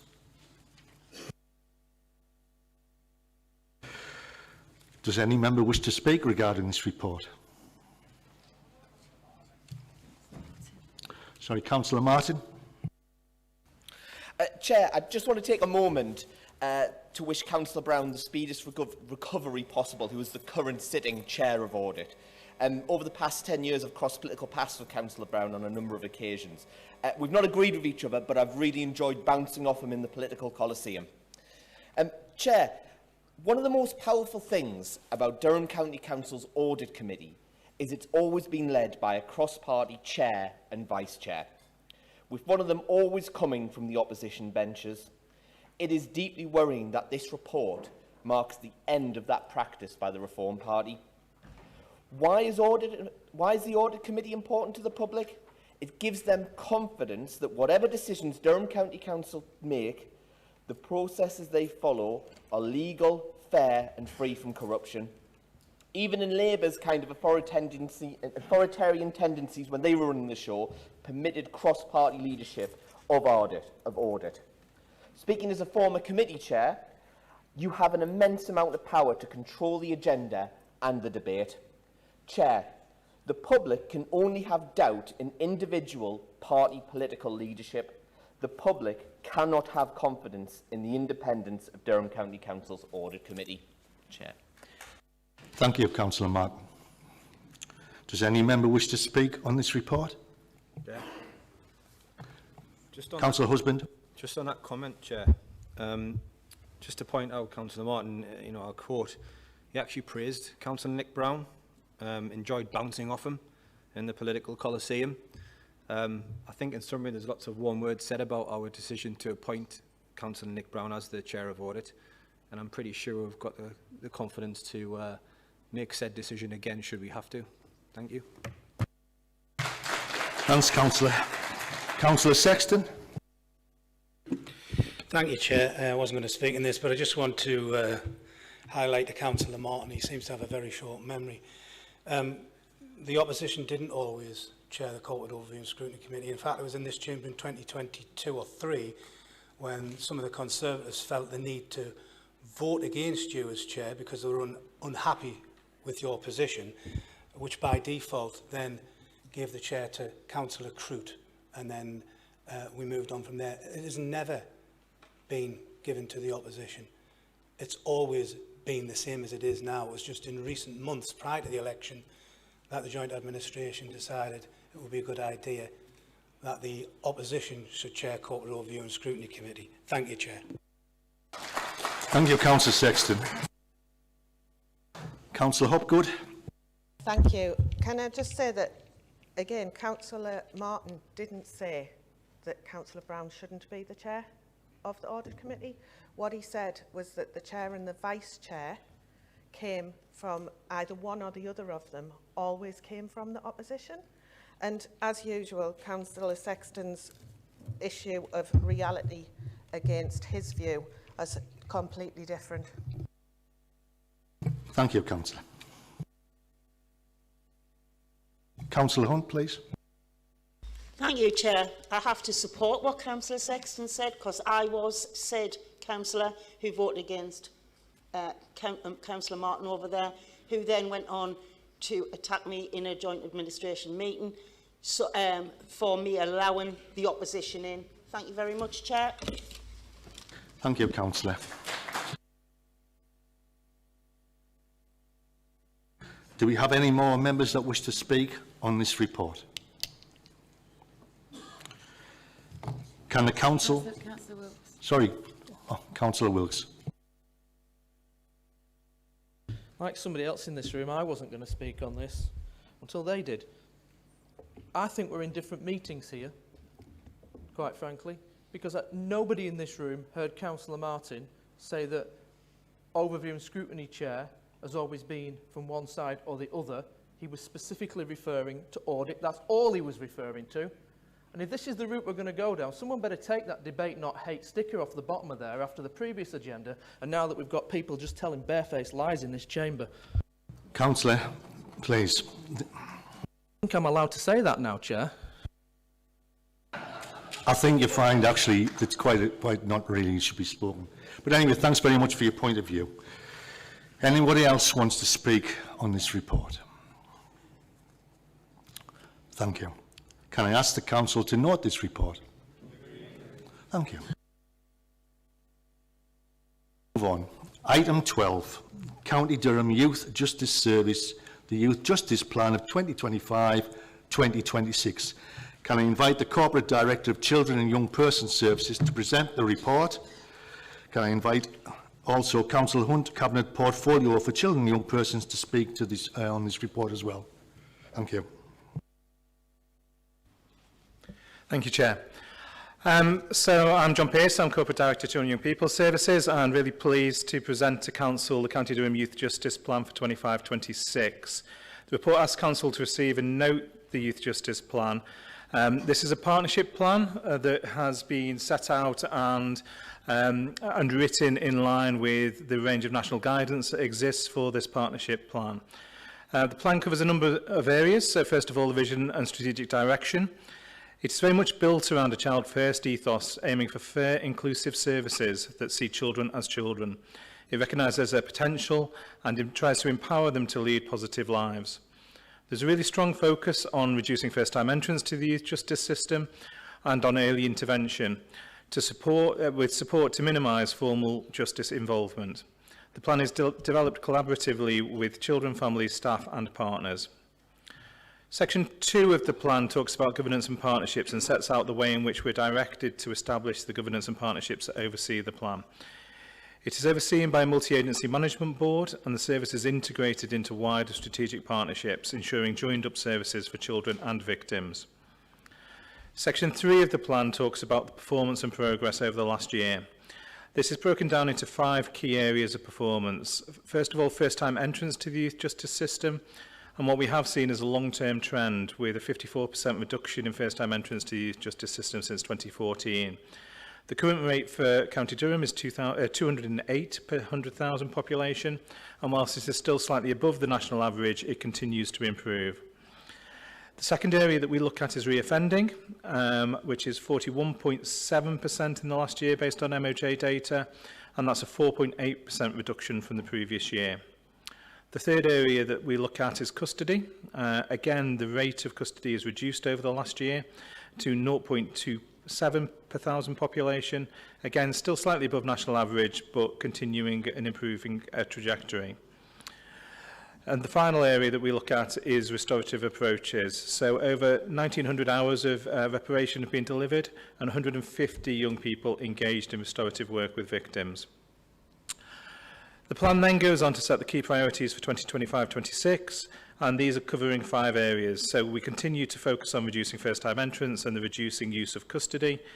We want to continue to embed our child-first approach in that ethos that we talked about in terms of the vision. We want to continue to focus on our drive to service improvements, the service improvement plan that sits behind the overarching plan that's before you today, and we'll continue to respond to inspection, audit recommendations, as well as learning from best practice around the country. And finally, we want to promote safety, health and well-being, enhancing multi-agency collaboration, improve early identification of need, and prioritise trauma-informed care and education. The fifth section in the plan looks at the risks and challenges, and they are set out in detail. Ongoing financial challenge, as you would expect to see, increasing focus on how we can reduce remand, waiting times for some key services, particularly within the health sector, increase in violent offences, and we will have a focus on serious violence as part of that, and education and inclusion, and working with those children who are not in education, employment and training, as we know they are at higher risk. The final area of the plan covers a budget overview and the multiple sources of funding from across the partner agencies and from the National Youth Justice Grant. So in summary, the plan demonstrates strong partnership working, a clear commitment to child first principles, a focus on prevention and early intervention, continuous improvement, and we continue to acknowledge the ongoing challenges that we have around resources, health provision and serious violence. Thank you, Chair. Thanks very much. Can I invite Councillor Cathy Hunt, please, the Cabinet Portfolio Holder for Children and Young People Services, to speak to this report. Thank you, Chair. I'm delighted the County Durham Youth Justice Plan for 2025 to 26 is being presented to the Council this morning. This plan is a reflection of the hard work and teamwork across the Youth Justice Service, the Management Board and partners. The plan considers what has worked well over the last year and the opportunities, as well as our goals for the next year. The plan considers putting children first is at the heart of the plan. We want every child to have a chance to grow, reach their full potential and live a happy life. We also want to make sure victims are supported and that our communities in County Durham feel safe and strong. Can I just put in there, it's not in my speech, so I actually had the privilege to go down to Birmingham to where some of the victims have all joined together and created their own little group to support one another, and Durham County Council young people got highly commended for this, so massive congratulations to them. The work to lower the number of young people entering the youth justice system is really positive, and we've seen 16% drop over the last year, but there's still more to do. There is an increased focus on supporting families earlier to enable better outcomes for children to avoid formal youth justice interventions wherever possible. Looking ahead, there is a collective commitment to continuing this positive work, working closely with partners and sticking to our shared vision for children. My teeth are falling out. Children, victims and everyone in our community. Thank you to all our partners and staff and everyone who has contributed. Thank you, Councillor. Does any member have any questions regarding this report? No. Does any member wish to speak on this report, please? No. Therefore, can I ask the Council... Do you want to speak, Councillor? No? No. Can I ask the Council to note this report, please? Thank you. Item 13. It's the adoption of Midridge Neighbourhood Plan. Can I invite the Corporate Director of Regeneration, Economy and Growth to present the report?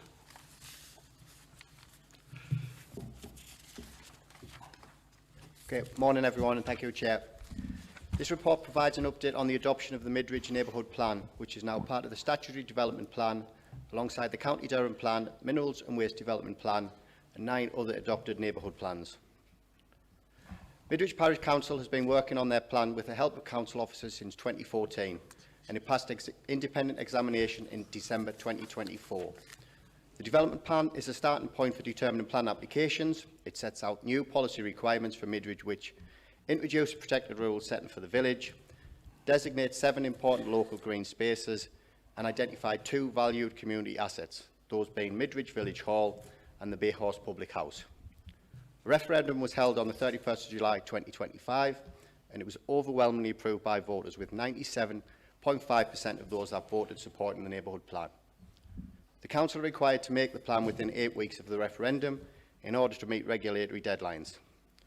As there was no full Council meetings during August and September, the Chair of Democratic Services Manager consulted with the Chair of Overview and Scrutiny Management Board, who gave consent on the 20th of August 2025 that the decision could be taken by officers in accordance with Part 3C, Table 1, Paragraph 12 of the Constitution.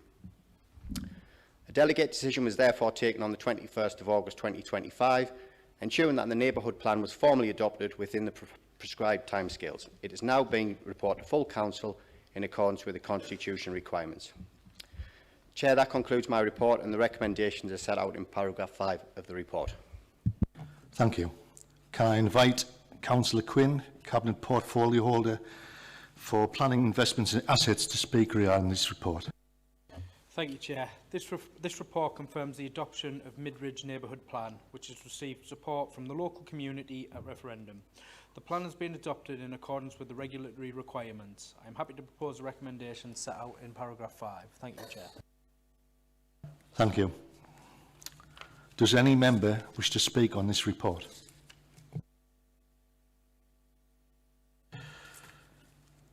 So can I ask the Council to note this report, please? Thank you. Item 14, a statement of the returning officer. This item is for information only and to note.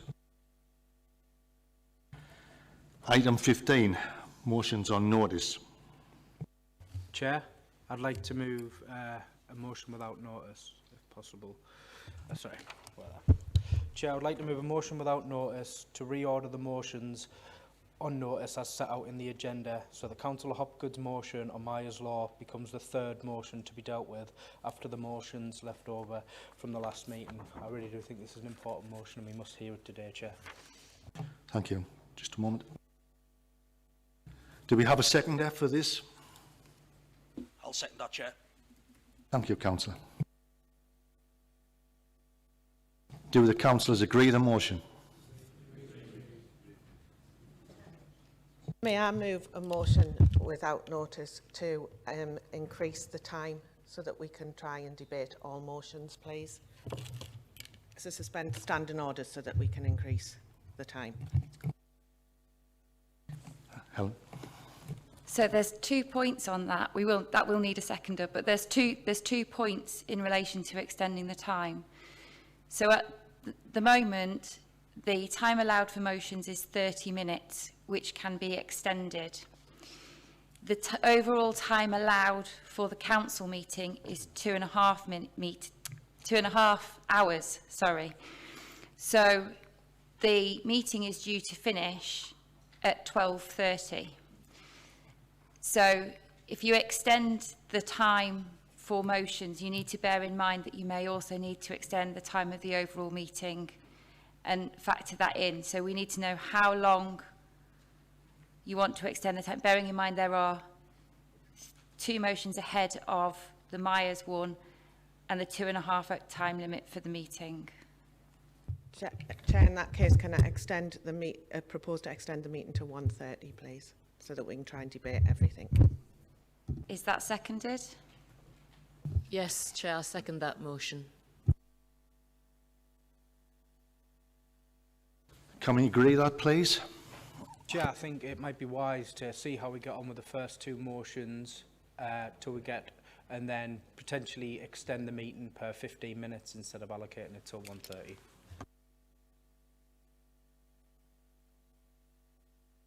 In that case, firstly, can we have a vote on the motion that Councillor Hopgood's put forward first, please? Chair, without sounding pedantic, I believe that the motion to bring the Myers Law to third should be heard first. Agreed. That's for being pedantic.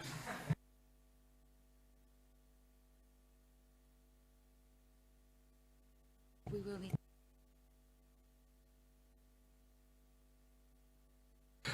We're going to have a vote on whether Councillor Hopgood's motion, which is to extend the council meeting until 1:30. So we'll need a vote on that first, please. So just be prepared for that vote, please.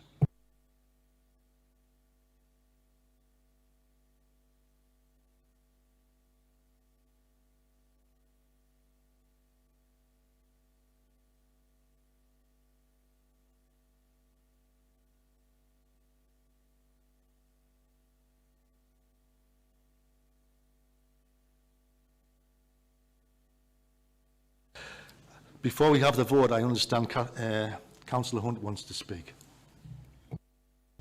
Chair, I just wanted to ask if we're going to extend the time. Could we please have a comfort break first? Given my age, we'll definitely need a comfort break first. Thank you very much.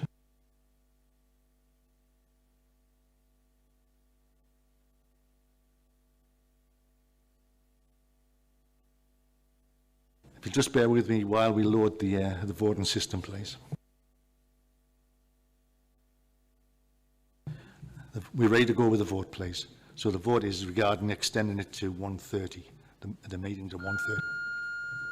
That's open, and again, it's 1 in favour, 2 against, 3 to abstain. Pressing the wrong button, if you press the correct button, that will correct your vote.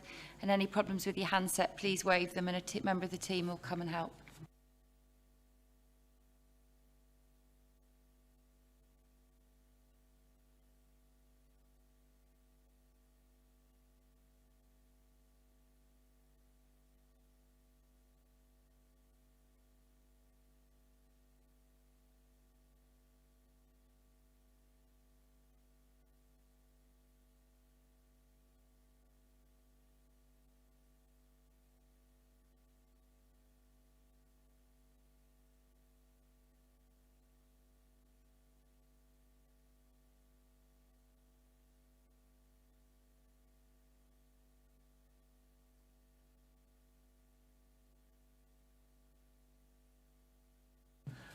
Right, yeah. We're closing the vote now. Okay, we're closing the vote now.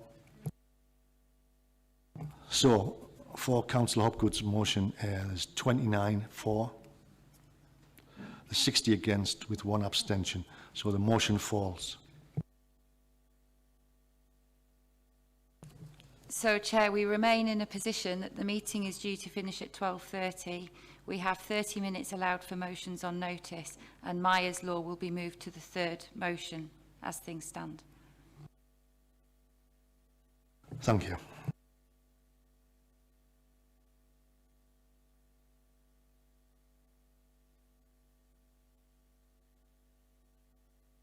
I ask the Director of Legal and Democratic Services to outline the rules of debate, please. Thank you, Chair. The usual rules of debate apply. Movers of motions have 5 minutes to speak. Seconders and other speakers have 3 minutes. Members may only speak once on a motion other than the mover, who has a 3-minute right of reply. If an amendment is moved and seconded, the debate is on that amendment. Only one amendment may be moved and discussed at any one time. No further amendments may be moved until the amendment under discussion has been disposed of. Each member can speak once on an amendment, except for the mover of the original motion. They have a right of reply before the amendment is put to the vote, but may not otherwise speak on it. If, following the vote, an amendment is carried, it becomes the substantive motion. If the amendment falls, the debate goes back to the original motion. When there's 15 minutes left of the time allowed for motions, the Chair will confirm the number of people registered to speak. No further registrations will be taken at that point, and we'll work through the list of those registered until expiry of the time allowed. And at that point, the Chair will invite the mover to give their right of reply and to close the debate. Thank you, Chair. So can I invite Councillor Stead to move his motion, please? Thank you, Chair. And with the interests of time, members may like this. Due to the urgent timescales, I secured an agreement with the Leader of the Council at our last meeting. Following that, the Council wrote to Government a letter I co-signed asking the Secretary of State to intervene and stop the hazardous waste incinerator in Newton Aycliffe. I want to thank the Leader and the officers for their support. We have now received a reply a day ago from the Government. Sadly, it was a disappointing one. So on that basis, Chair, I'd like to withdraw my motion. Thanks for that, Councillor Stead. I really appreciate that. Thank you. Sorry. Yeah. Can we move on to the second motion, please? Can I invite Councillor Catherine Rooney to move her motion, please? Thank you, Chair. Catherine Rooney, Constant North. Bosses at Shotley Bridge Hospital have decided to close the urgent care unit overnight. This will place even more pressure on the NHS services in County Durham, including on Durham's already under pressure A&E department, for which the funding for a new build has still not been approved. This council therefore calls on the government to intervene and halt the overnight closure of the urgent care unit at Shotley Bridge, and further calls on the government to ensure the funding and commencement of construction of a fit-for-purpose new Shotley Bridge Hospital with significantly more than the current 16 proposed beds, and fund the planned and unfunded new Accident Emergency Department at University Hospital in Durham. Thank you, Chair. Thank you for that. So, do we have a seconder who may wish to speak at this point or reserve their right? Yes, Chair, I'll second but reserve the right to speak later. Thank you.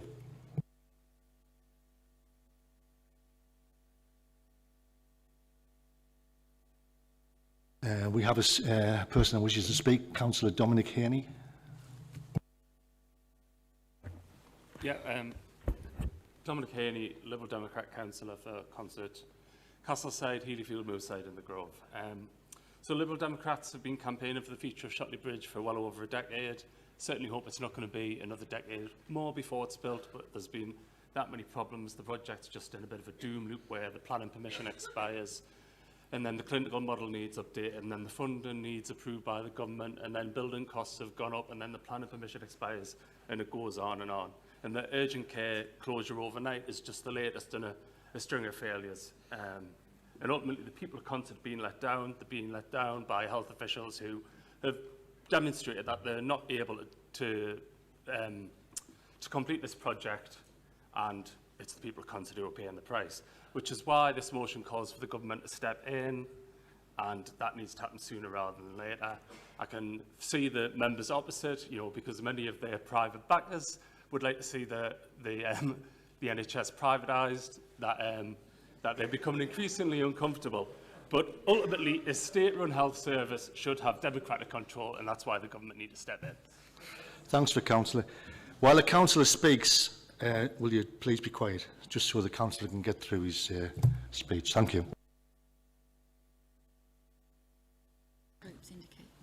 Councillor Hope, I understand you wish to speak. Thank you, Chair. I rise to amend the motion submitted by Councillor Rooney on the hospital, and I would like to just raise a point that if this motion was strong and tangible to send that message down to Westminster, we would be able to shake cages. However, the reason why I'm standing up to change this motion or to amend the motion is because it needs to be strong. The Council notes the NHS leadership at Shotley Bridge Hospital have decided to temporarily close the Urgent Treatment Centre, UTC, overnight between the hours of 12 AM and 8 AM with effect from the 14th of July 2025 for an initial period of 3 months. That on the 13th of October 2025, this closure was extended to January 2026 due to the ongoing difficulties in recruiting advanced nurse practitioners, ANPs.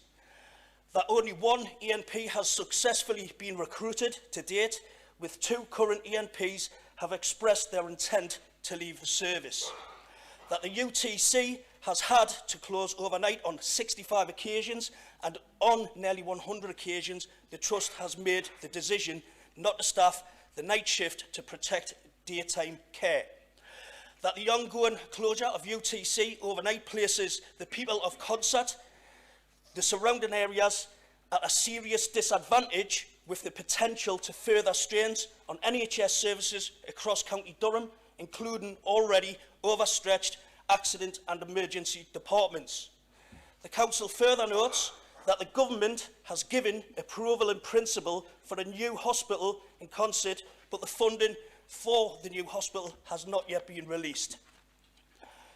That according to the British Medical Association, the United Kingdom has 2.4 hospital beds per 1,000 people, compared to the Organisation for Economic Cooperation and Development and the European Union average of 4.6, and in Germany's 7.8 beds per 1,000 people. That the proposed 16-bed hospital at Shotley Bridge represents a significant shortfall in provision and fails to meet the local need when measured against international standards. The Council believes that the closure of the UTC overnight represents an unacceptable reduction in urgent healthcare access for residents of Consett and surrounding communities. That this decision will be placed additional pressure on regional hospitals, exacerbate health inequalities and is inconsistent with the NHS's duty to provide comprehensive health services under the National Health Service Act 2006. That the urgent action is required from both central government and the NHS to address staff shortages, ensure adequate local health provision and safeguard patient safety. The Council therefore resolves to call upon central government, the Department of Health and Social Care and NHS leadership to immediately reconsider and reverse the overnight closure of the Urgent Treatment Centre at Shotley Bridge Hospital and to restore a 24-hour service without delay. Request that NHS leadership prioritise the recruitment and retention of advanced nurse practitioners offering competitive remuneration and incentives to ensure that the service remains sustainable. Urge central government and the NHS to reassess and increase the bed allocation for the new Shotley Bridge Hospital to meet the healthcare needs of the people of Consett and surrounding areas. Provide immediate funding approval for the new and unfunded Accident and Emergency Department at the University Hospital, Durham. Councillor, 1 minute, please. Instruct the Chief Executive to write to the Secretary of State for Health and Social Care, the NHS Integrated Care Board for the North East and North Cumbria and the County Durham and Dalton NHS Foundation Trust to communicate the Council's position and to seek urgent reassurances regarding the future of urgent and emergency healthcare provisions within Consett and surrounding areas. Thank you, Chair. Thank you, Councillor. Sorry? Does any other member? Sorry. Sorry, the motion requires a seconder. Do we have a seconder? Councillor Sexton. Do you wish to speak on this, Councillor?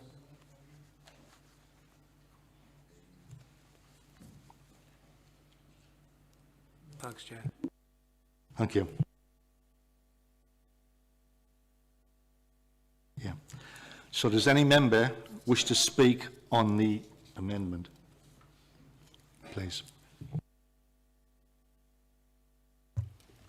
Councillor Husband. Chair, just going back to the comment from the gentleman over on the far right there.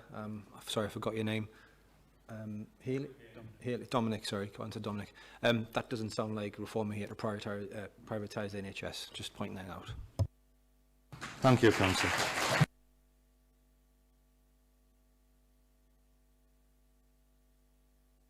Do we have anybody else that wishes to speak? Sorry, Councillor Hopgood. Thank you, Chair. It had become common practice, and I'm assuming it's not anymore, that amendments would be sent to members during the meeting so that we could see it. It has been, has it? All right, thank you. Can I just ask, can we show what part of the original motion is still there? The original motion's been struck through and replaced. So with then the how can it please be an amendment when there's no reference to the original motion? Because it's relevant to the original motion. It Right. relates to the closure of Shotley Bridge overnight. Right, so it doesn't matter that nothing is there from the original. You are able to remove words.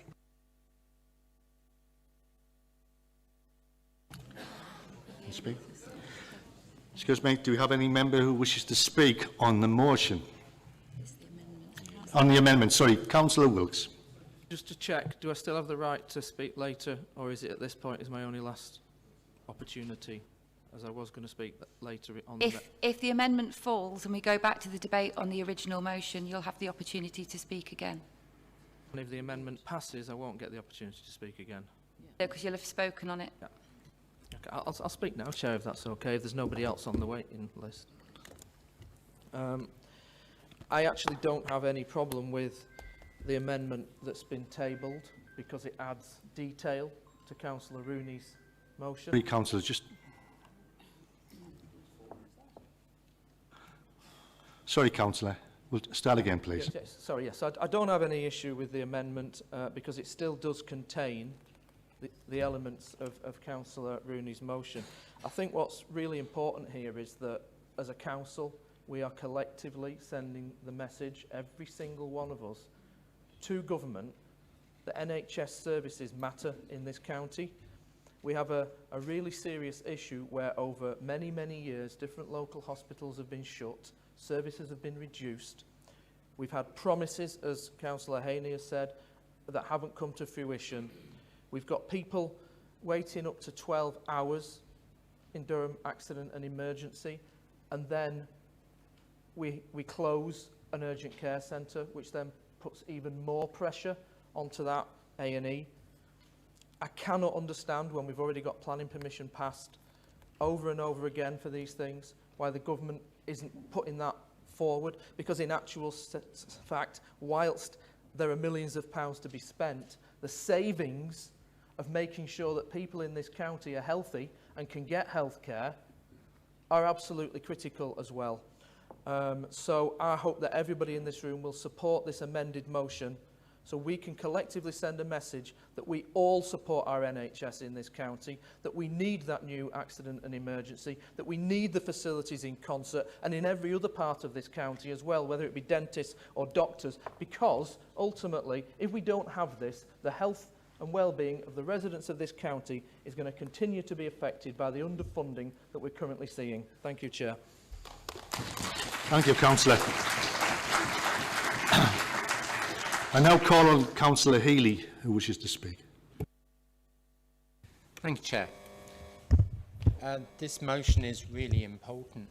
As someone that's recently benefited from the NHS, in that 2 months ago I had emergency surgery on a smashed hip. I've seen once again the absolute commitment that the NHS workers, from the cleaners through to the specialists, make. The provision of accidents and emergency is absolutely fundamental to not only the healthcare system but to basic morality and basic decency, and what makes, you know, the ethos of the NHS is undone if we undo emergency treatment. I mean, I benefited from it and was treated excellently, and I would send out all my praise to the NHS for what they did for me. So we must defend, absolutely must defend the emergency services. Without emergency services, let's be blunt, people will die. You know, whether they die because they can't get to a hospital or because they're put off from phoning for help. So I would echo all the sentiments that have been made across the floor about the need to protect the NHS. It is absolutely fundamental. And just another thought, it has already been said by Councillor Husband, it is absolutely not, categorically not, reform policy to privatise the NHS. I would refer them to our last manifesto in 2024. Thank you. Thank you, Chair. Thank you, councillor. Councillor Quinn. Councillor Quinn. Thank you, Chair. I think we're all in agreement. I'd like to push to move this to the vote. I'd also like to move a motion without notice to extend the time of motions, and in doing that, extend the time of the meeting till 1:45, please. You've moved 2 motions in one go, so can we deal with the motion to extend the time for motions first, because we've just hit the 15-minute cut-off point, so that requires a seconder. Sorry, how long are you extending it for, bearing in mind we've got questions as well? So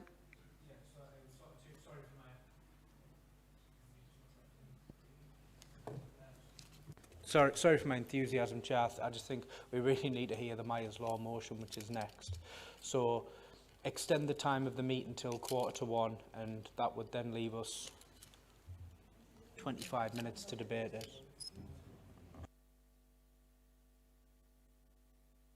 1 o'clock, Chair. 1 o'clock. Move the meeting to extend the time till 1 o'clock and then thus extend the time of motion. Yeah, could I get a point of clarification, please? Just a moment, Councillor, please. Sorry, I had 3 people speaking to me there. I don't know what I'm answering. Right, Councillor Wilkes. A point of clarification is that members opposite just voted down extending the meeting after 12:30, which confuses me. They given voted down a motion against extending it to 1:30. So we could have an alternative, they could have move an alternative extension. Okay, thank you for the clarification. Take that back.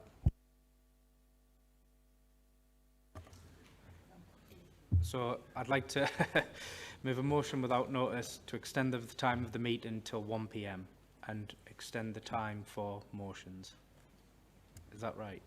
For motions to conclude at 1 o'clock. Yes, Chair. Is that Well, second? 1:45, and then we have 15 minutes for the last bit of the agenda. Do we have a seconder? I'll second that, Chair.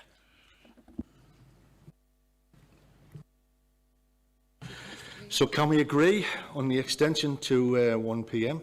Do we need to go to a vote? No. Right. The meeting has been extended to 1 p.m. 1 p.m. Time for debates till 1:40 to 12:45. And the time of debate is till 12:45, so long as you're aware of that. Councillor Hutchinson, you were registered to speak. Yeah, Chair, I was just going to say, can we go straight to the vote, but Councillor Quinn's already done that, so take that back one back. Apologies, that was the second motion that needed to be dealt with, which we hadn't done. However, Chair, we have nobody else registered to speak. So on that basis, Councillor Rooney would have the right of reply to the amendment, which would bring that matter to a vote. Councillor Rooney, do you want to speak again? Thank you, Chair. I agree with the amendment and I'm happy to move to the vote. Thank you.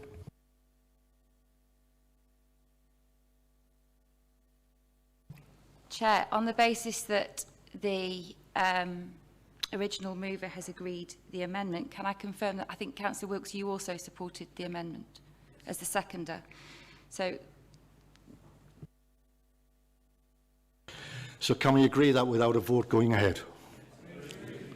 Okay, so the amendment's carried.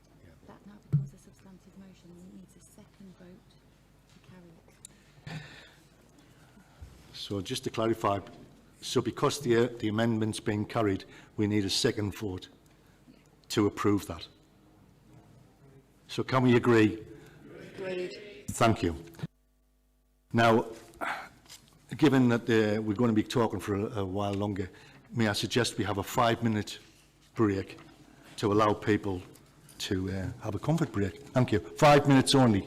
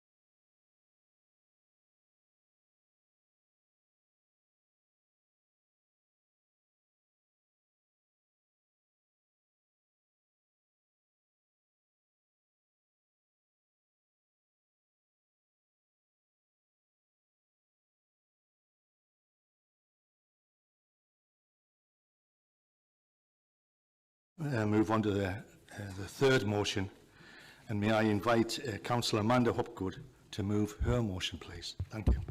Thank you, Chair. The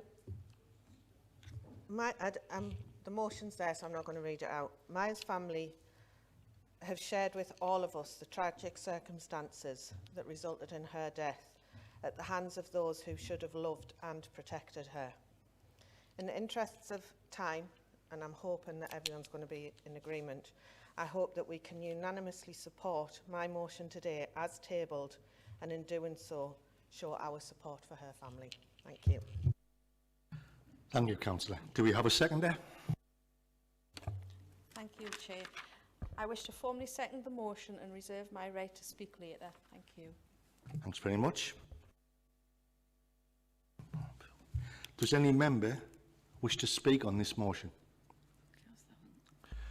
Councillor Hunt? Chair, I rise to amend the motion. The ongoing campaign for Maya's Law, which seeks to address failures in legislation relating to the sharing of vital information between agencies, that the tragic circumstances leading to the campaign highlight an urgent need for improved cooperation and information sharing to protect vulnerable individuals. Council believes that stronger legislation and clear guidance are essential to prevent such tragedies from occurring again, that local authorities have a vital role to play in advocating for change and ensuring that local systems are as effective and responsive as possible. Council therefore resolves to formally support the campaign for Maya's Law and lobby the government and relevant national bodies for the necessary legislative changes to improve information sharing between agencies. Work with stakeholders and partners, including police, schools and health services and other relevant organisations, to implement policies and procedures that reflect the aims and ambitions of Maya's Law. Utilise existing systems and processes to strengthen multi-agency working while delivering training and awareness programmes across council services to improve recognition, accountability and timely sharing of information, and report back to Council with an appropriate timeframe on progress made towards implementing these commitments. So do we have a seconder for this amendment? Chair, I second Councillor Hunt's amendments on Councillor Hopgood's motion. All 98 members of this chamber will recall receiving the initial email from Miss Gemma Chappell. Upon receiving it, I responded immediately and arranged a meeting with Miss Chappell, Councillor Hunt, Councillor Teasdale and both Councillors Franklin. That meeting took place at 12 o'clock noon on Monday, the 6th of October, prior to Councillor Hopgood's own meeting later on that day. From the outset, our priority was clear: to listen to the family of baby Maya, to understand their experiences, their pain and their hopes, so that any action taken by this council would truly reflect their voices. This matter is not about politics. It is about compassion, respect and doing what is right for a grieving family who have already endured the unimaginable. Our shared goal is to give the children of our county a stronger local voice, one that supports advances in the family's mission.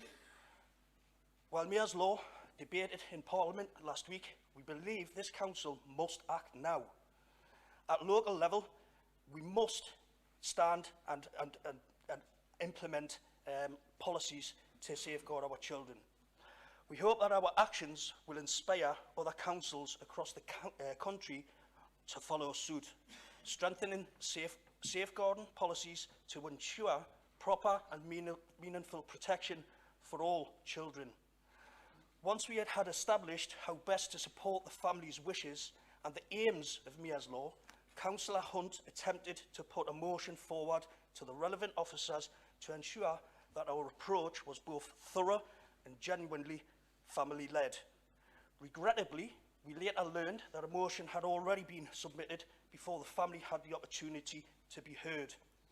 I raise this point not as criticism, but as a reminder that when matters of such deep personal significance come before us, they must be approached with the utmost sensitivity.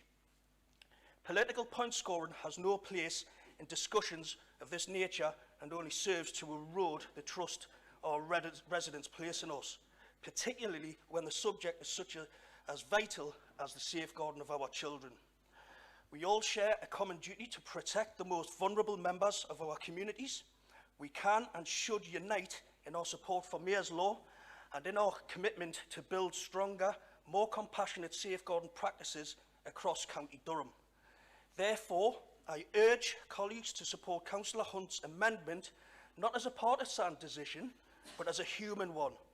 Let us ensure that our actions here today honour baby Mia's memory, support her family and strengthen our shared resolve to protect every child in our care.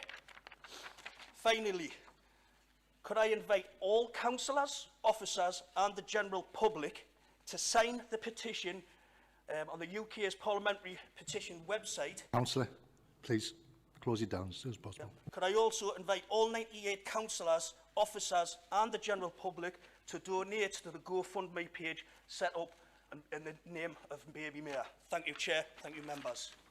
Thank you. Councillor Grimes. Chair, it was just a request that Councillor Hunt actually set out why she was so moved by the meeting that she felt the need to amend this particular motion, but Councillor Hope has done that incredibly well. She can come back, thank you. Councillor Quinn.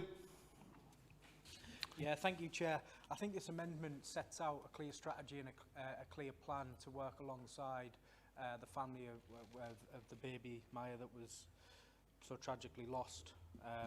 I think it's safe to say nobody is against either the motion or the amendment, but this amendment clearly sets out a strategy, so I will be supporting this amendment. Thank you, Chair. Thank you. Councillor Wilkes. Just sometimes you sit in this room and you feel a little bit uncomfortable about what some people say. I'd hoped that we weren't going to get the kind of political point scoring on such an important issue. And it's quite sad that one member chose to do that. Anyone else wishing to speak? Hello. Councillor Savory. Thank you, Chair. I did push the button, but it hasn't worked. Members, this chamber should be united on this amendment in order to protect and safeguard our children and our young people across County Durham who don't have a voice. We should be their voice to prevent such heinous crimes being repeated and to stop families encountering such tragedies. Thank you. Thank you, Councillor Savory. Well done. Anyone else? Chair, I'm happy to support the amendment, which is clearly a stronger motion, and we're going to get a lot more use and benefit and progress from said amendment.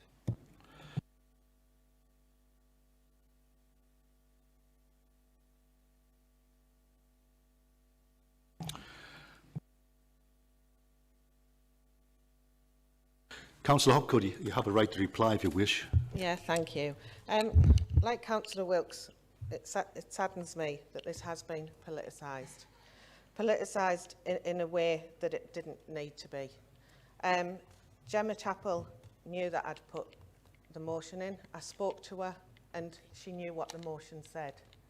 The reason, Councillor Hope, that my meeting with her took place after your meeting, and literally just after, was because I was doing my community work that morning, so I'm not available because I'm there on a Monday morning in my own community doing the work with older people that I do every week and have done every week for about 15 years. So this motion is very important. I could have made it long, I could have made it drawn out, but the original motion says what it does, says what it needs to say. But I'm quite happy to accept the amendment. I'm quite happy for Councillor Hunt to have the amendment, if that's what she needs to have for her own benefit. Tomorrow, I'm at the LGA. This is on the agenda. And next week, I'm meeting with a baroness in the House of Lords to discuss it face to face. And I will continue to do that because this is extremely important. But I don't need to put it into words on that screen for everyone to know what's going on. The people who need to know, as in Maya's family, know. But please, everybody, support this because this is what's important. I don't care whose motion it is. The fact the motion is here is what's important. But if you need for your own Facebook pages to say you've done it, then go for it. Thank you, Councillor.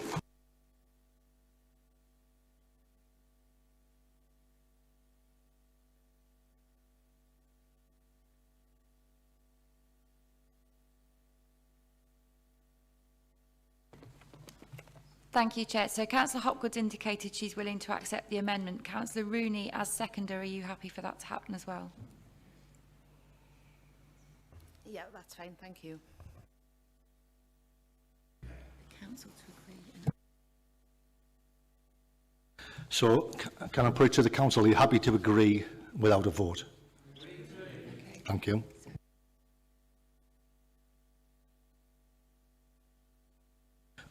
As regards the amendment, can we have... You've already spoken. As regards the amendment, can we have a second vote as regards that, please?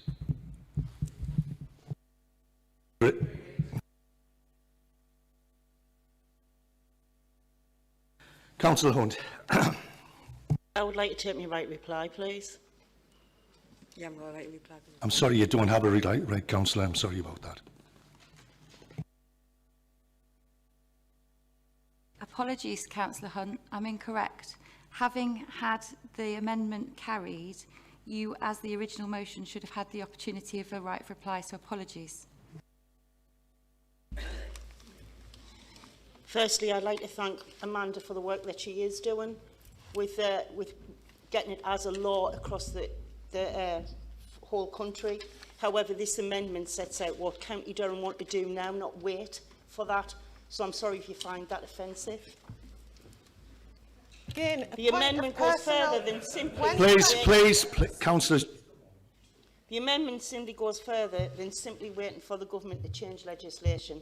It changes us here in County Durham to take responsibility, look at our own policies and procedures and ask ourselves the difficult question, are we truly doing everything we can to protect our children?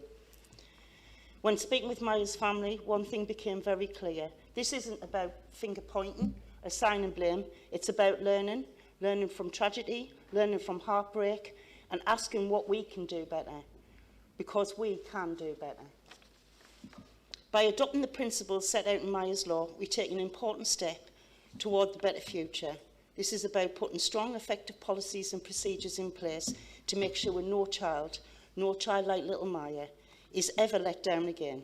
It's about giving our children a voice, ensuring that they are heard, protected and valued. We don't have to wait for new laws to tell us what is right. We can take action now. We can be example that others follow.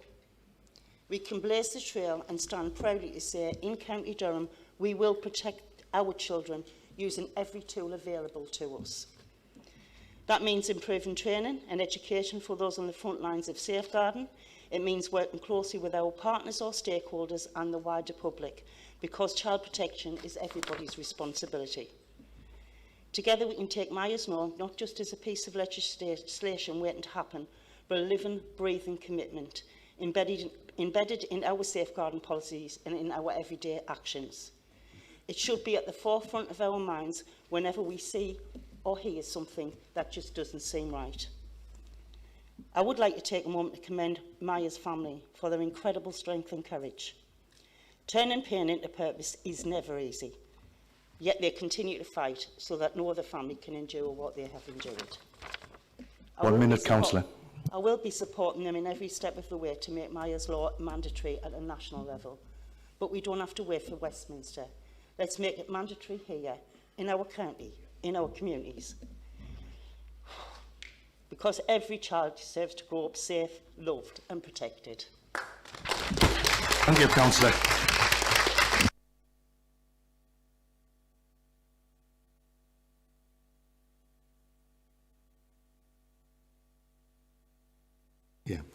Can I just get, am I correct in thinking that all the council agree to the motion and accept the motion as it stands now? Is that right? Thank you. I'd just like to say one thing, and it's having worked inside of where in family liaison and everything else to go with that, it's very difficult not to be emotional about things like this. And everybody in here wants to do the best for everybody. The one thing I've noticed is we need more communication between all councillors. So just remember, if you've got a good idea, it isn't your idea, it's spread it out and let's get it on the books and do something with it. So I'd like to thank you all for coming forward and supporting everything to do with this poor family. Thank you very much. Thank you.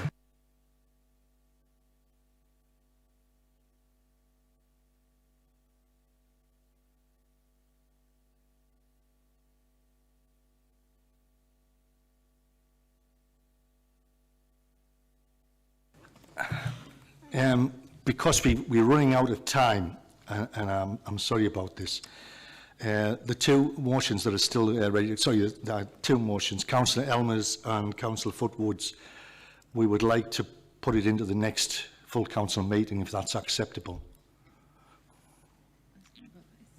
Or is there a third one? Councillor Elmer?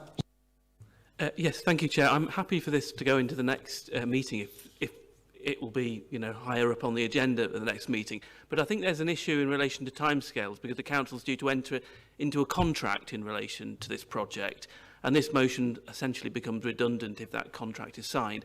I don't know the timescale for that contract. I think procedurally we're in difficulty because we've got 10 minutes left of the time that council extended to agree. So at this point we would be wrapping up the last debate, and the next thing to happen would be is that the motions left would be carried forward to the next meeting as the first two motions were today. So Councillor Elmer, yours is next in line on the agenda, so yours will appear first on the agenda for the December meeting, followed by Councillor Footwoods, and any received afterwards will obviously follow through. I'm not in a position to comment on the timescale. Councillor Husband. Chair, I'm happy to involve Councillor Elmer if he wants to have a brief debrief on where we are with TVRF in the meantime, and that might give him some comfort with regards to timescales and next month, etc. I would really appreciate that if that's acceptable, Councillor Elmer. Absolutely, yes. Thanks very much. Item 14, questions from members. We've received two questions for the meeting, one from Councillor Hopgood and one from Councillor Mabin. The questions will be displayed on the screen at the relevant point. May I invite Councillor Hopgood to ask her question, please. Yeah, thanks, Chair. Can the Deputy Leader and Cabinet Member for Resources please confirm the amount of revenue savings that this Council has identified since July 25? Councillor Grimes.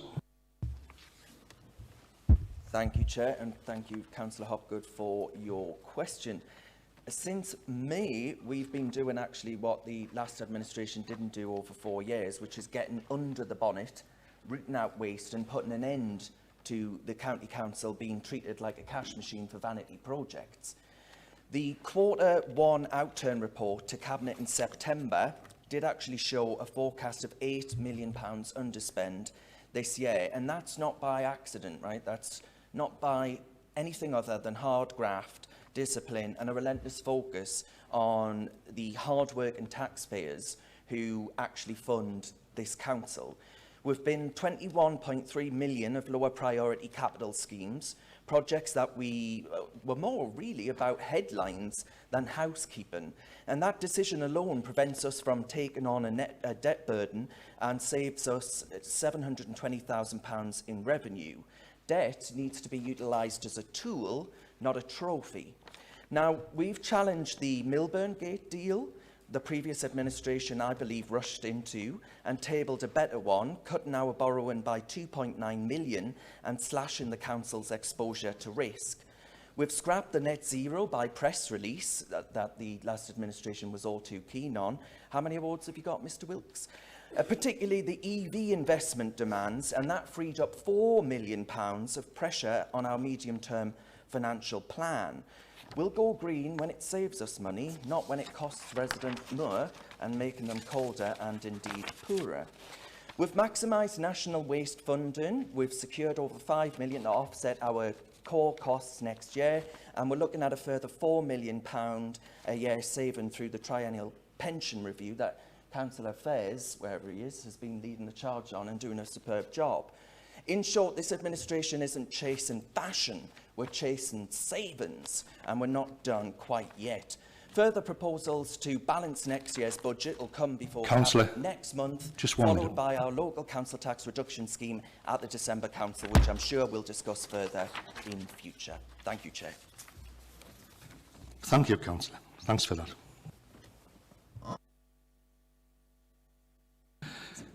Councillor Hopgood, have you got a supplementary question? I do, thank you, Chair. Clearly, the question hasn't been answered. So I'm assuming that Councillor Grimes still hasn't got to grips with the difference between capital and revenue.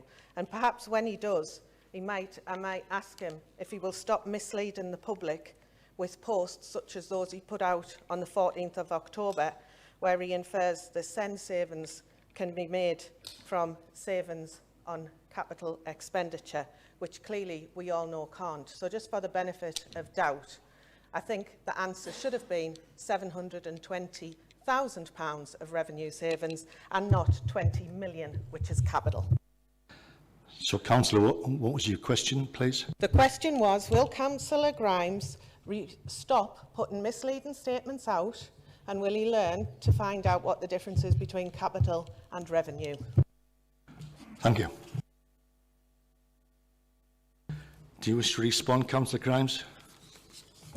All I would say to Councillor Hopgood is that actually the less debt that we take on as a burden to this council means that less interest payments to service that debt. That strikes me as pretty obvious to everybody in this room, and the Lib Dems were happy to see our borrowing bill actually climbing up the ladder to £1 billion. I don't think there's any County Durham resident that thinks that that's sensible, who are actually struggling to pay their own bills. They know about debt and they don't want their council to be in it. Thanks, Chair.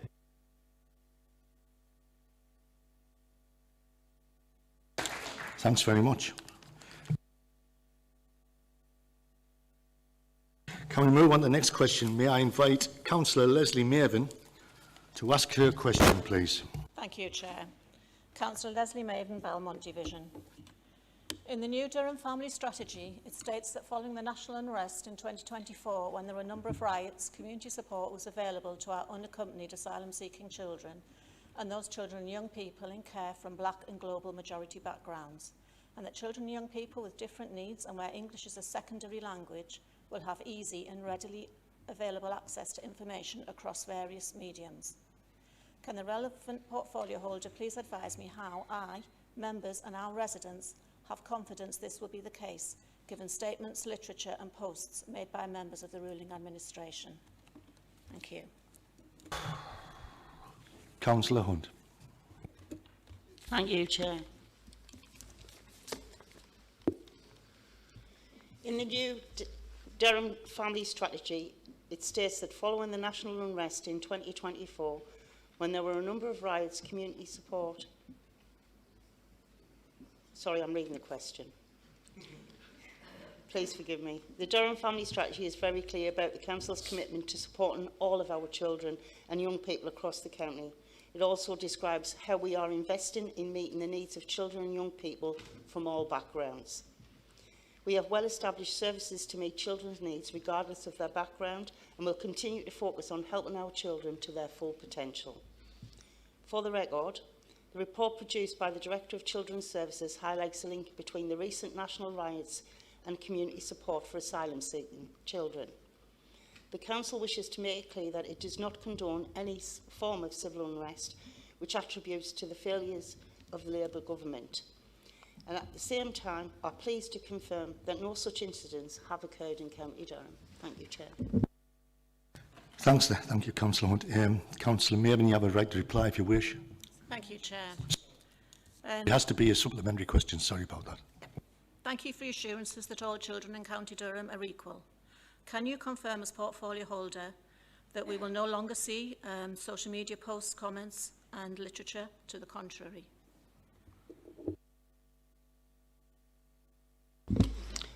Thank you, Chair. Thank you, Councillor Maven, for the question. I don't really think it's in my gift to stop people from posting on social media. But I can assure you that all asylum-seeking children, as far as myself, and I would like to believe everyone else in this chamber and in this Durham County Council, will be treated equally and will be safeguarded as any other child. And I'm sure I've answered this question in a similar form in the last council. All children in our care will be looked after. Thank you, Councillor Hunt.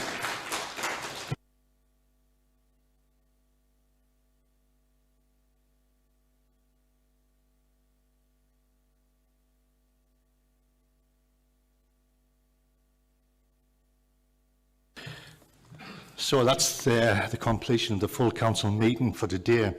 We're due to have a charter trust meeting straight after this. We're actually going to host it in here. If any members of the charter trustees would just remain behind, please. Thanks again for all your work. Thanks very much.